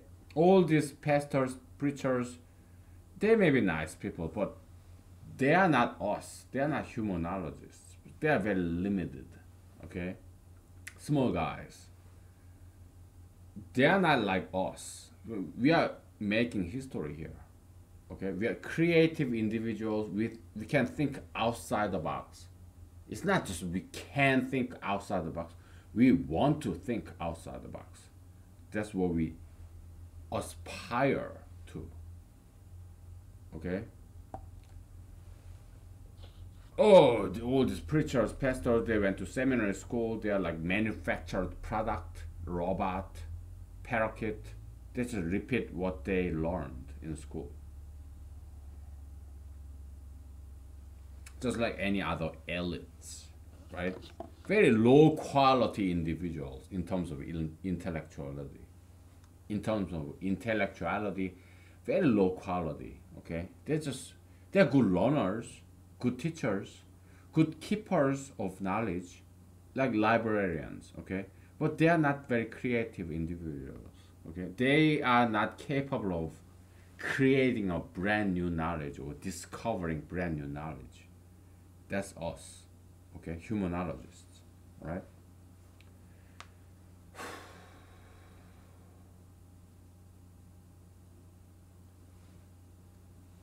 So I'm going to tell you a very personal secret of mine, okay? This is a public secret. It's a secret because nobody knows about it. And I'm not telling this to anybody. But at the same time, I'm telling this to the world, to everybody. I'm staring at this laptop computer camera, okay? I'm not looking at myself because it's a laptop. It has camera on top, and I'm looking at myself in the screen, okay? I haven't told this to anybody in the world. This is the very first time that I'm talking about this. Because I'm kind of bored. It's a Monday, mundane Monday, so I want to have some fun, okay? By telling you my secret to the world. But nobody's watching this except you. So it's a secret, but it's a public secret because this YouTube video is available when it's published 24/7, okay? I mean, barring some act of God, how can you bar act of God? Kind of paradoxical. But because there's this delay between this recording and publishing. Why? Because uploading of this 3 hours is like 10 gigabyte in the internet in Alaska. It takes 24 hours to upload this footage. So I make this recording every day, at least once a day. During the weekends, twice during Saturday, twice during Sunday. So 7 plus 2, 9 recording per week. Okay. Yeah, sometimes I skip it, but yeah, so it's piling up, and that's why I need external hard drive, because my laptop has so much space, right? And it takes whole day to upload one video, and I make more than one video, so it's like 1.3 video tapes per day, because during the weekends I make more than one, right? So okay, so yeah, there's some delay between publishing and recording. Okay, so in the meantime, yeah, something can happen. Maybe another earthquake, maybe meteor strike, whatever. Okay, some computer error, so this recording can be wiped out. Okay, it doesn't matter. I do what I can. Okay, I'm only human being. Okay, I'm not Jesus. I'm not God. I cannot walk on the water. Okay. Well, I'm gonna tell you my secret. Okay. When I came to Alaska, it was a kind of ideological refuge, like some kind of ideological asylum. Okay, just like I came to America 20 years ago, 22 years ago. It was an ideological asylum. Okay, because South Korea, wonderful, beautiful country, beautiful women, handsome men, healthy, wonderful Korean cuisine, beautiful Korean culture, hanbok, Korean costume, beautiful percussion music, Korean drums and whatnot, taekwondo. Yeah, it's all cool. Korea is a beautiful country. Okay, but ideologically, I was a rebel. Okay, and South Korea doesn't have the capacity to tolerate my radical, perhaps seditious, rebellious political views. Okay, so I had to come to America. My friends, families, they know it was the right decision that I come to America, because South Korea is very limited ideologically. Okay, how ironic, right? Because everything I advocate for is very much Korean. South Korea is very anti-gay, pro-alcoholism, pro-tobaccoism, anti-marijuanaism, anti-gayism. Okay, so everything I advocate for is very much Korean conservatism. Okay, but so what kind of political view is very anti-South Korea that I have?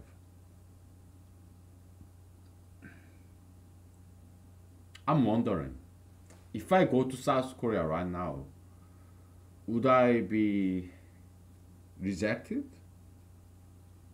Because South Korea and me, we are both anti-gayist, anti-tattooist, anti-piercist, anti-marijuana, and well, plastic surgery. Yeah, South Koreans have some.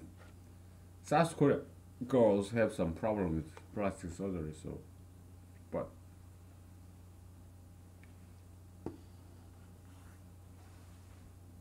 if I go to South Korea right now,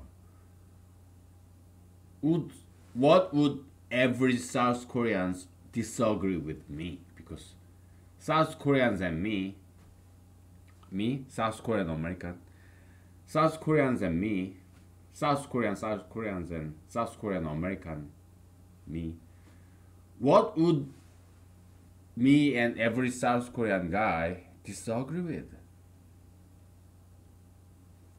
We are both anti-sugar fatist, anti-gayist, anti-tattoo piercist, anti-marijuanaist, anti-gayist, anti-sugar fatist, anti-plastic surgerist, and then why can't I just? Why wouldn't I not just go to South Korea and just agree with them? Why did I have to flee, run away? Why did I have to choose America? It's something I haven't thought about yet. I guess I'm discovering something about myself, huh?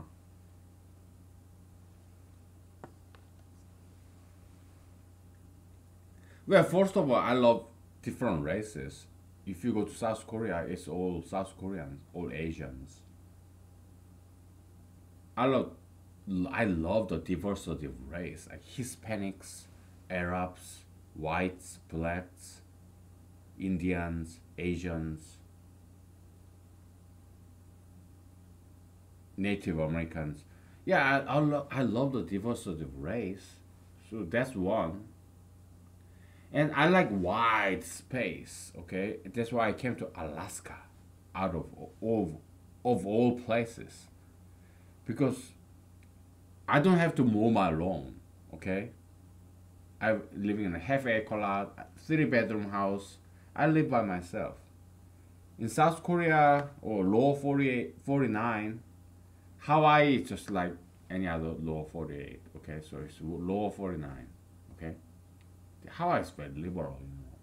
So, yeah, all this lower 49 is very compact, very crowded, and I mean, if you go to Wyoming, Montana, Maine, I guess, or some rural, even upper New York, Minnesota, yeah, you have some rural region, but yeah, I came to Alaska because we have space here. Probably the lowest population density in America, Alaska. Okay, I love space. I like being alone, freedom. You know.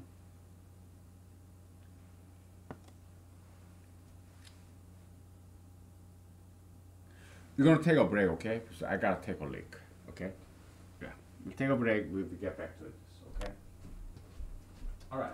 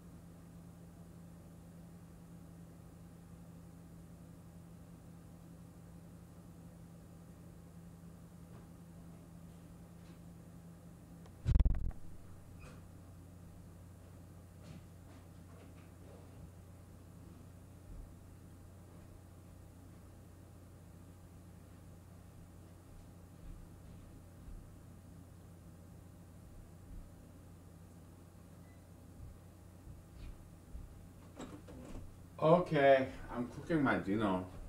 It's about time. We have like 1 hour left. So, okay, all my dirty little secrets. Okay, I'm confiding in you.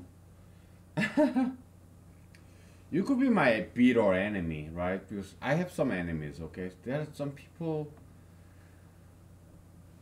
who are possessed by this, in my opinion, by these devils, man. This anti-alcoholism and whatever, anti-marijuanaism, anti-gayism, or some bad feminists who kind of look up my name online, and they find things about me and they talk shit about me to higher authority. Whatever. I love them. Okay, I love them all.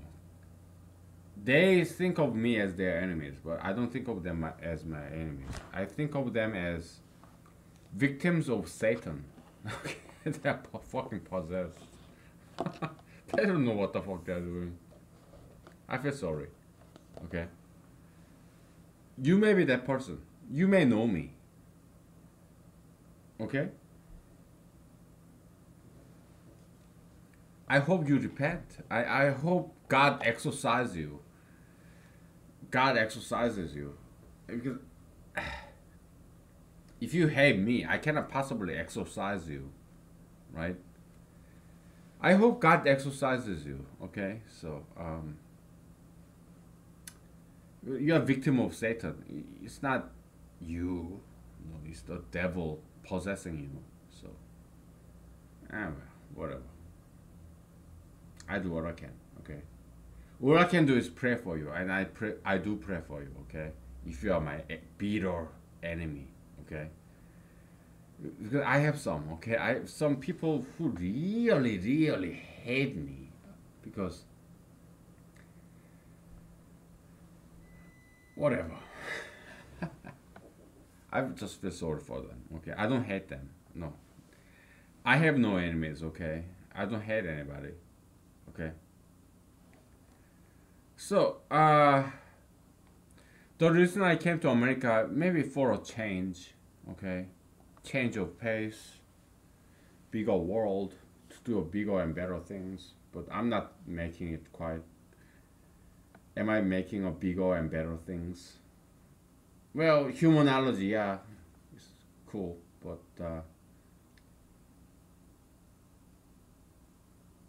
nobody's watching this, so I'm not quite making it. I'm not having any influence. That's fine with me because I'm having fun. Okay. So, who's this woman in Book of Revelation? Okay. So I'm gonna tell you my secret. Okay, just like I promised. Okay. I want to keep my promise. Okay. So I imagine that it's me. Okay. Because just like in Korea, you know, I'm very radical, perhaps seditious, rebellious, mutinous. Okay. I'm a rebel. I'm a troublemaker. Okay. Let boys be boys. Come on. Let boys be boys. Okay. Yeah, I'm a man.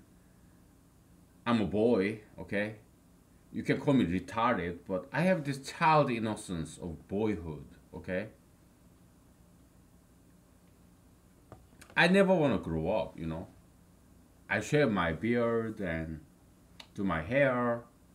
Yeah, at heart, I'm young. Okay. Yeah, I'm balding, losing my hair. I have a bald spot that I'm trying to cover up.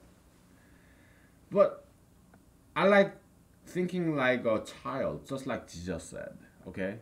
I'm very Jesusian. I'm very Christian. Okay. I follow his words. I do what he says. Okay. To me, Jesus is my boss. Okay. So yeah. Okay, this book of Revelation talk about this woman impregnated by this baby. We as humanologists, we interpret Bible metaphysically. Okay, it's not. So I interpret this woman as myself, okay? I'm this woman impregnated by this humanology. Just like Friedrich Nietzsche said, yeah, I'm pregnant with this idea, okay? So a woman give birth to a baby, we humanologist or some scientist or inventor, philosopher, we get impregnated by this Holy Spirit. We are like Virgin Mary, you know, whether you're woman or man, okay? It's an analogy, allegory, okay? Yeah, we impregnated with this idea as you as an inventor, philosopher, scientist, whatever, business, you know, you have some business idea, you're like a pregnant woman, you know, and God, Holy Spirit is like this male figure. Because one of my teachers in some of my teachers in South Korea, they said, yeah, woman is like this field, rice field, and man is like a farmer who plant the seed of this idea, sperm, okay, and woman is like a field, land, okay, man is like a farmer spreading the planting the seed, okay, of rice, wheat, whatever, okay. So Holy Spirit is like this. There's this European tradition during the Renaissance era. What is Renaissance? Rebirth, right? So it's all about Christianity actually. It's going back to Christianity, okay? Yeah, there was this dark age by Christianity, but Renaissance actually was very much Christian, okay? It's just different version of Christianity, okay? It's like religious revolution. Protestantism, okay? So it was rebellion against old Christianity by new Christians. Martin Luther King or Calvin, right? German, Switzerland, whatever, okay? So yeah, Renaissance wasn't anti-Christian. It was very much pro-Christian. It was just different version of Christianity, okay? Renaissance. So I forgot this Latin phrase for it, but it kind of like this Holy Spirit, this angel inspiring Virgin Mary, okay? Okay, so there's kind of Renaissance era, this theme, common theme, okay? So whether you are a woman or man, it's like that, okay? So God or angel, Holy Spirit giving us this idea, impregnating with this idea. Or invention, business idea, scientific, scholastic, philosophical idea, whatever it may be, okay?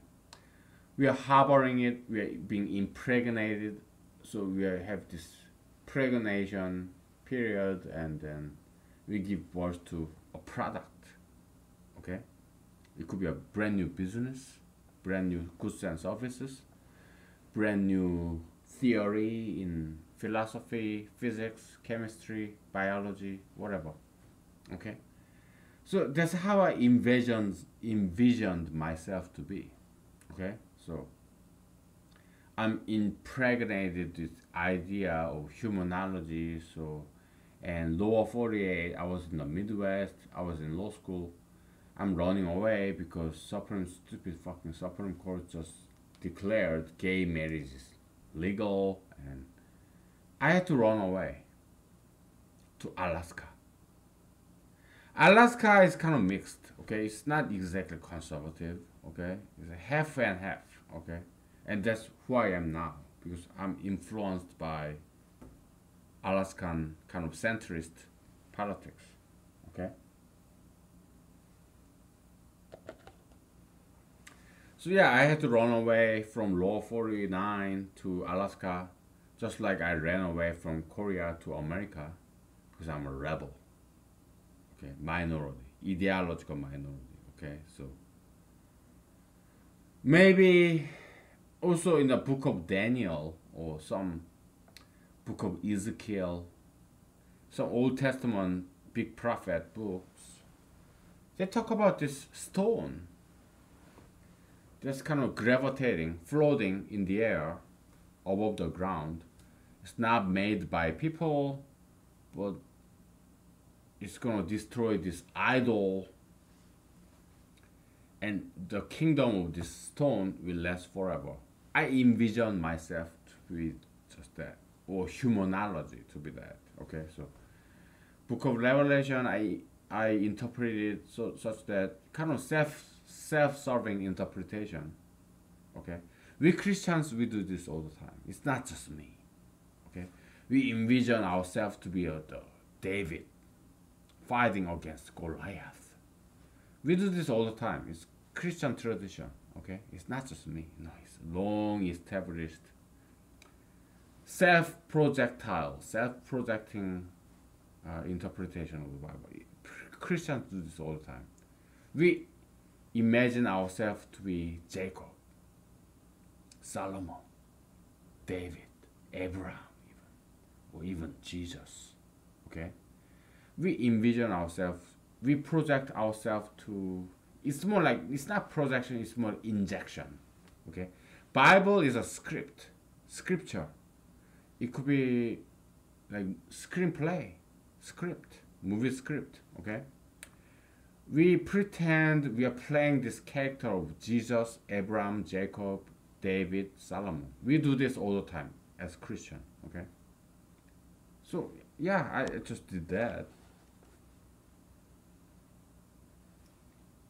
So I envision myself to be this runaway woman, like who gave birth to this baby, or in humanology. Okay, is this me now is a parent. Me, myself in the future is my own baby. I am giving birth to my own self. Me now is the parent of myself in the future, who is my baby. Okay? Me in the past is my grandparent. So, past, present, future is like grandparent, parent, and the baby. Past, present, future. Okay? It's the metaphysical parenthood. Temporally.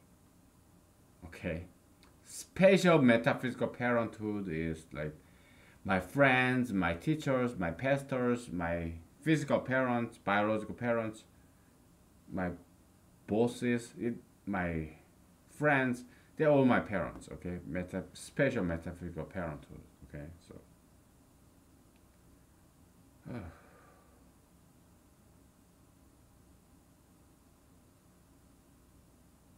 Yeah, I gave birth to this baby, humanology, in Alaska. Okay, and if you're a mother or father, yeah, you play with your kid, your baby. Okay, I'm doing the same thing. Okay, with this whiteboard. Okay, this laptop camera. Okay, yeah, I'm looking at my baby, revisiting it, playing with it. Yeah, it's the same thing. Okay, you have a child, son, daughter, same thing that I'm doing. I'm just doing it metaphysically. I'm not saying it's better. I'm not saying that. I'm saying it's exactly the same thing. Okay, we are just taking different roles. When I talk to my friends, okay, yeah, go ahead and get married. Same race marriage, not same sex marriage, but same race marriage, okay? Brown to brown, black to black, white to white, okay? Yeah, same race marriage. Because children are beautiful, you know. Yeah. I love looking at young people, kids, teenagers. They're beautiful. Maybe not teenagers. Okay. Teenagers, man, they make all these troubles, man. I would rather not look at teenagers, okay? When I was a teenager, I made a lot of troubles, okay? So I don't want to see that shit. Oh, no. But kids, like 5 year old, or babies, like 1 year old, beautiful. Yeah, same race marriage, okay? Yeah, make kids, make babies, make me happy because I love watching them, okay? Do things that I can never do. I can only imagine doing. Actually, I don't even want to imagine myself being a father of children, spouse, husband. I don't want it. I don't want to imagine myself doing that. But do things that I cannot even do. I cannot even imagine myself doing. Yeah, marry, have kids. Okay. 'Cause I love kids. Okay, I love watching them, and they will all grow up. So people have to keep making babies. Because they will grow up, you know. So yeah, do it. Have stable marriage. Okay. I don't recommend people to be single. Okay, because being single is not that fun. It's not that easy. I'm single because I have this metaphysical baby, okay? Who's my spouse? Holy Spirit, okay? I'm like a woman, you know. Holy Spirit give me, impregnate me with this idea, philosophical, humanological idea, and it's my job to raise this child of humanology, okay? So I'm kind of playing the role as a woman, okay? Holy Spirit, God, whatever. I don't want to sound like fucking gay, okay? But yeah, it's similarity, okay? In Chinese philosophy, it's like this yin and yang, right? There's this similarity of yin and yang, minus and plus. Sun and the moon, heaven and earth, yang and yin, plus and minus, okay? Superior, inferior, employer, employee, husband and wife, okay? Employer, employee, king, servant, man, woman, husband and wife, parent, child, sun, moon, heaven, earth. Okay, this Chinese philosophy, Eastern philosophy. Okay, so yang and yin. Okay, sun and the moon, night and day and night. Okay, awake, asleep. Right? Yeah, plus and minus is a Chinese Eastern dualism. There's some similarity to that, okay? Just like in honeymoon, okay? Your husband and wife, they're newly married, are your brand new employee, hired by a brand new employer. It's just like romance market. There's some similarity to it. It's not homosexual, no, no. Some similarity of yang and yin, plus and minus, okay? Pluminosism, okay? Minus plusism, okay? Duality. You got employed, and there's fierce competition to be employed. There's one job opening, there's 100 people applying for it, okay? Are you a beautiful girl? Okay, 100 courtship quotas, right? Yeah, all these guys want to date you, right? Job market, romance market, same principle, okay?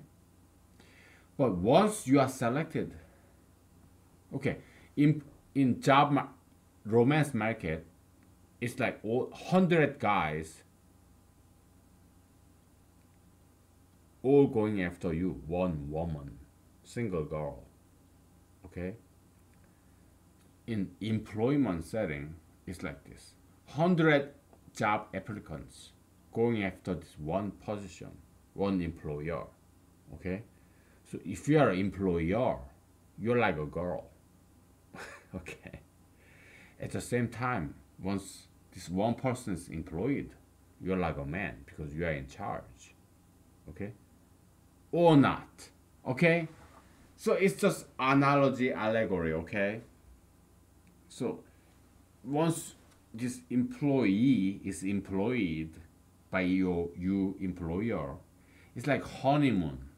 Oh, it's just rosy, it's great expectation, honeymoon, right? After 1 month or 2 months or 3 months, honeymoon period vanishes, evaporates, and now comes the reality, bitching. Okay, this fight, internal fight. Okay, yeah, it's just like newly married couple, man. Newly employed situation after 3 months. Okay, we take a break. Okay, we're gonna take a break.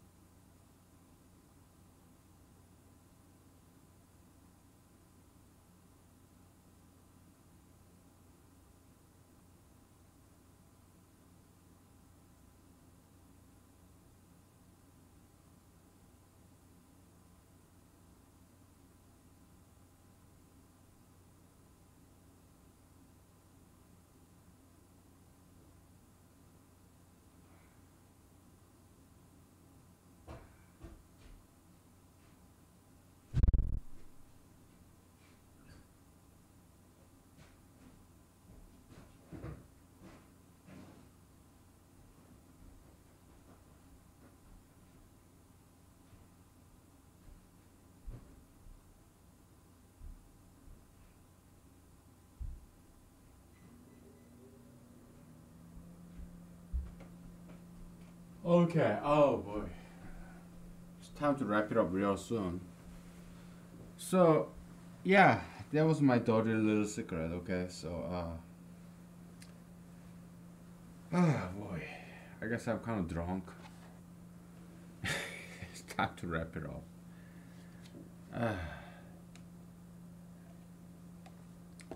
So, uh, yeah, it's time to wrap it up because I'm really drunk. Okay, it's because it's time to eat. Watch some whatever. Maybe I watch this TV series, whatever. Okay.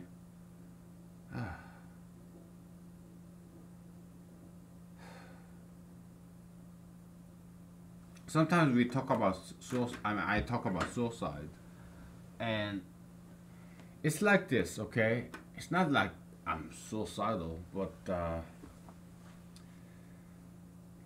life is such a labor. Okay, and my life is kind of dry.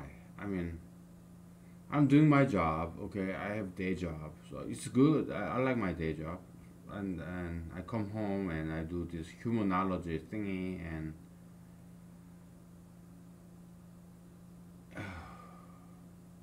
it's not. It's fun. I like doing this. Okay, I enjoy my life, but at the same time, it's a labor, constant labor. I mean, I wish I have a girlfriend. You know, but even if I had a girlfriend, I don't have enough money because it takes a lot of money to have a girlfriend, you know, and I just don't make that enough money. My ideal life would be like this, okay? I have enough money. I have my girlfriend in my house every weekend. But I don't want to live with that girlfriend because I need some time of my own, you know. And I need to do this humanology thing, okay? So that's like 5 days a week, right? But every weekend, even every other weekend, or even in once a month, one weekend a month, yeah, I would have a girlfriend over and committed long term relationship. I don't want to live with that lady, but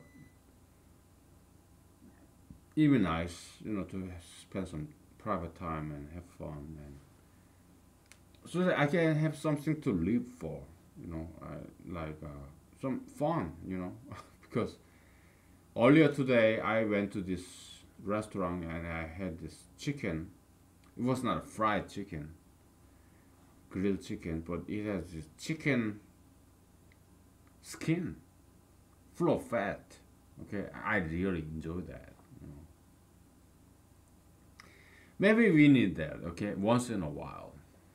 Okay, so it's just dry and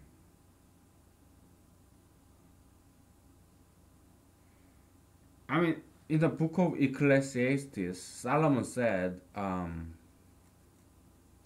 yeah, have some fun. You know, don't work all the time, don't study all the time. There are more books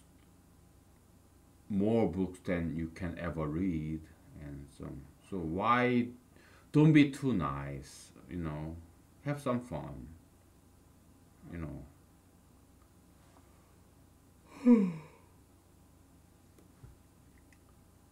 okay. So sometimes in the morning, like Monday, I don't quite want to go to work. You know, I want to enjoy this long morning sleep on the Monday, but at the same time during the weekend, I take this long nap, and I hate this bitter aftertaste after this long nap. So during the weekends, I'm not quite enjoying the sleep. The- but during the weekday morning, I just want this.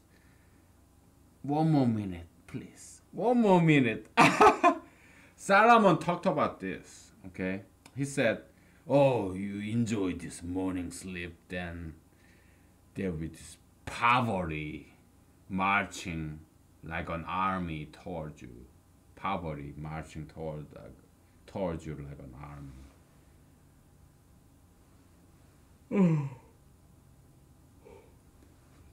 Sleep in the during the weekend is not very enjoyable, but sleep during the weekdays, weekday mornings, oh, it's so sweet. It's like the best honey. During the weekday morning, I feel like masturbating. But during the weekends, I do masturbate, but it's not as much enjoyable as some hump day Wednesday morning, whatever. So yeah, it's life living.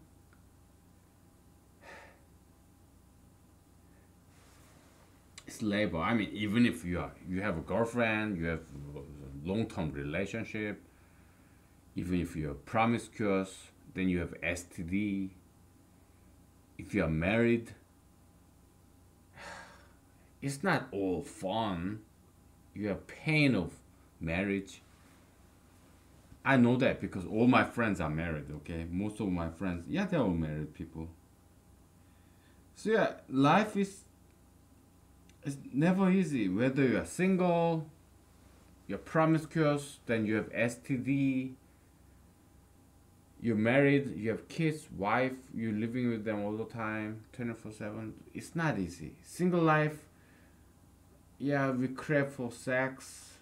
We don't get it as nearly as often as we want to. You are promiscuous, you have STD, sores, herpes, genital warts, whatnot. Life is never easy, okay? It's no matter what kind of lifestyle you are living in. You're married, you have girlfriend, long-term girlfriend, committed relationship, or you're married, or you're single, you're promiscuous, you have multiple girlfriends. None of that is easy. Okay, so sometimes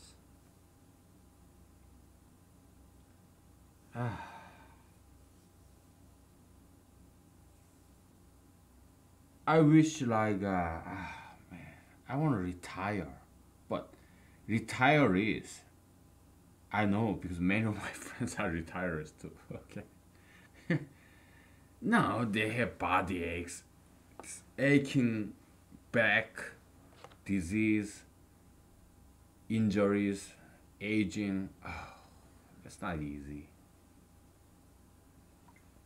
You're early retiree. Oh, you're bored.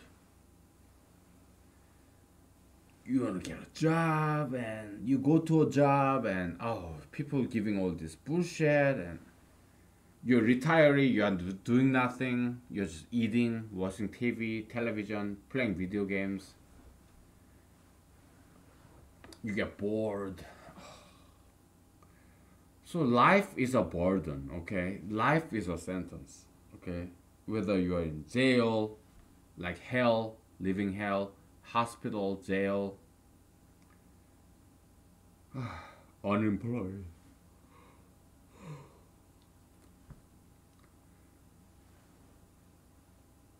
I'm not in jail, I'm not in a hospital, I'm not unemployed, but is my life better? I don't think it is, okay? So, human condition. So,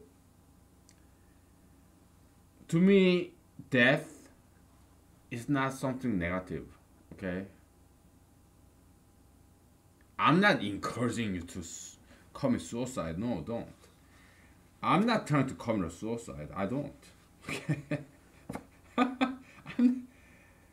I'm not committing suicide and I'm not encouraging you to commit suicide. No. because we have responsibilities, you know. How many times do I have a sex? Maybe once in a decade. How many times do I get a date? Maybe once a year, okay? My life is not easy, okay? So, okay. Um, so life is a burden, and to me, death, I will not commit suicide, okay? I do my best to survive. When I drive very carefully. When I go on a hiking, I have bear spray with me, okay? I do my best to survive. But at the same time, to me, death is nothing negative, okay? It's something very, very positive because I'm sick of it. I'm sick of living.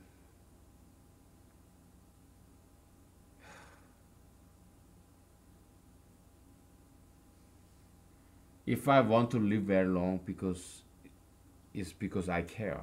I care about people. I care about future generation. I care about your children and your grandchildren because they are so beautiful. I want to do my job. Okay, I don't want to just quit. I want to make a better world. I want to protect children, and I don't have my kids of my own because I'm so fucking lazy. But when I see children, they're so beautiful, and I want to do the job, my job, just like my parents, my grandparents did for me. I got something from my parents, grandparents, so I want to give something back. I want to be fair. Take something, give something, you know, fair. But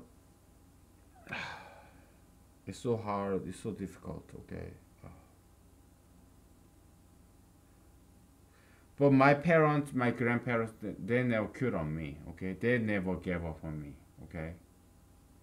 So I'm not gonna give up either. I wanna do my job. I will do my job, okay?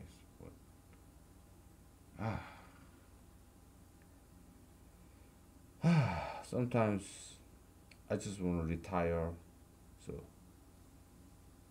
I'm just venting it out to you, okay? Because you're a good friend of mine, okay? So, okay. Good night. Happy Valentine's Day, okay? Thank you.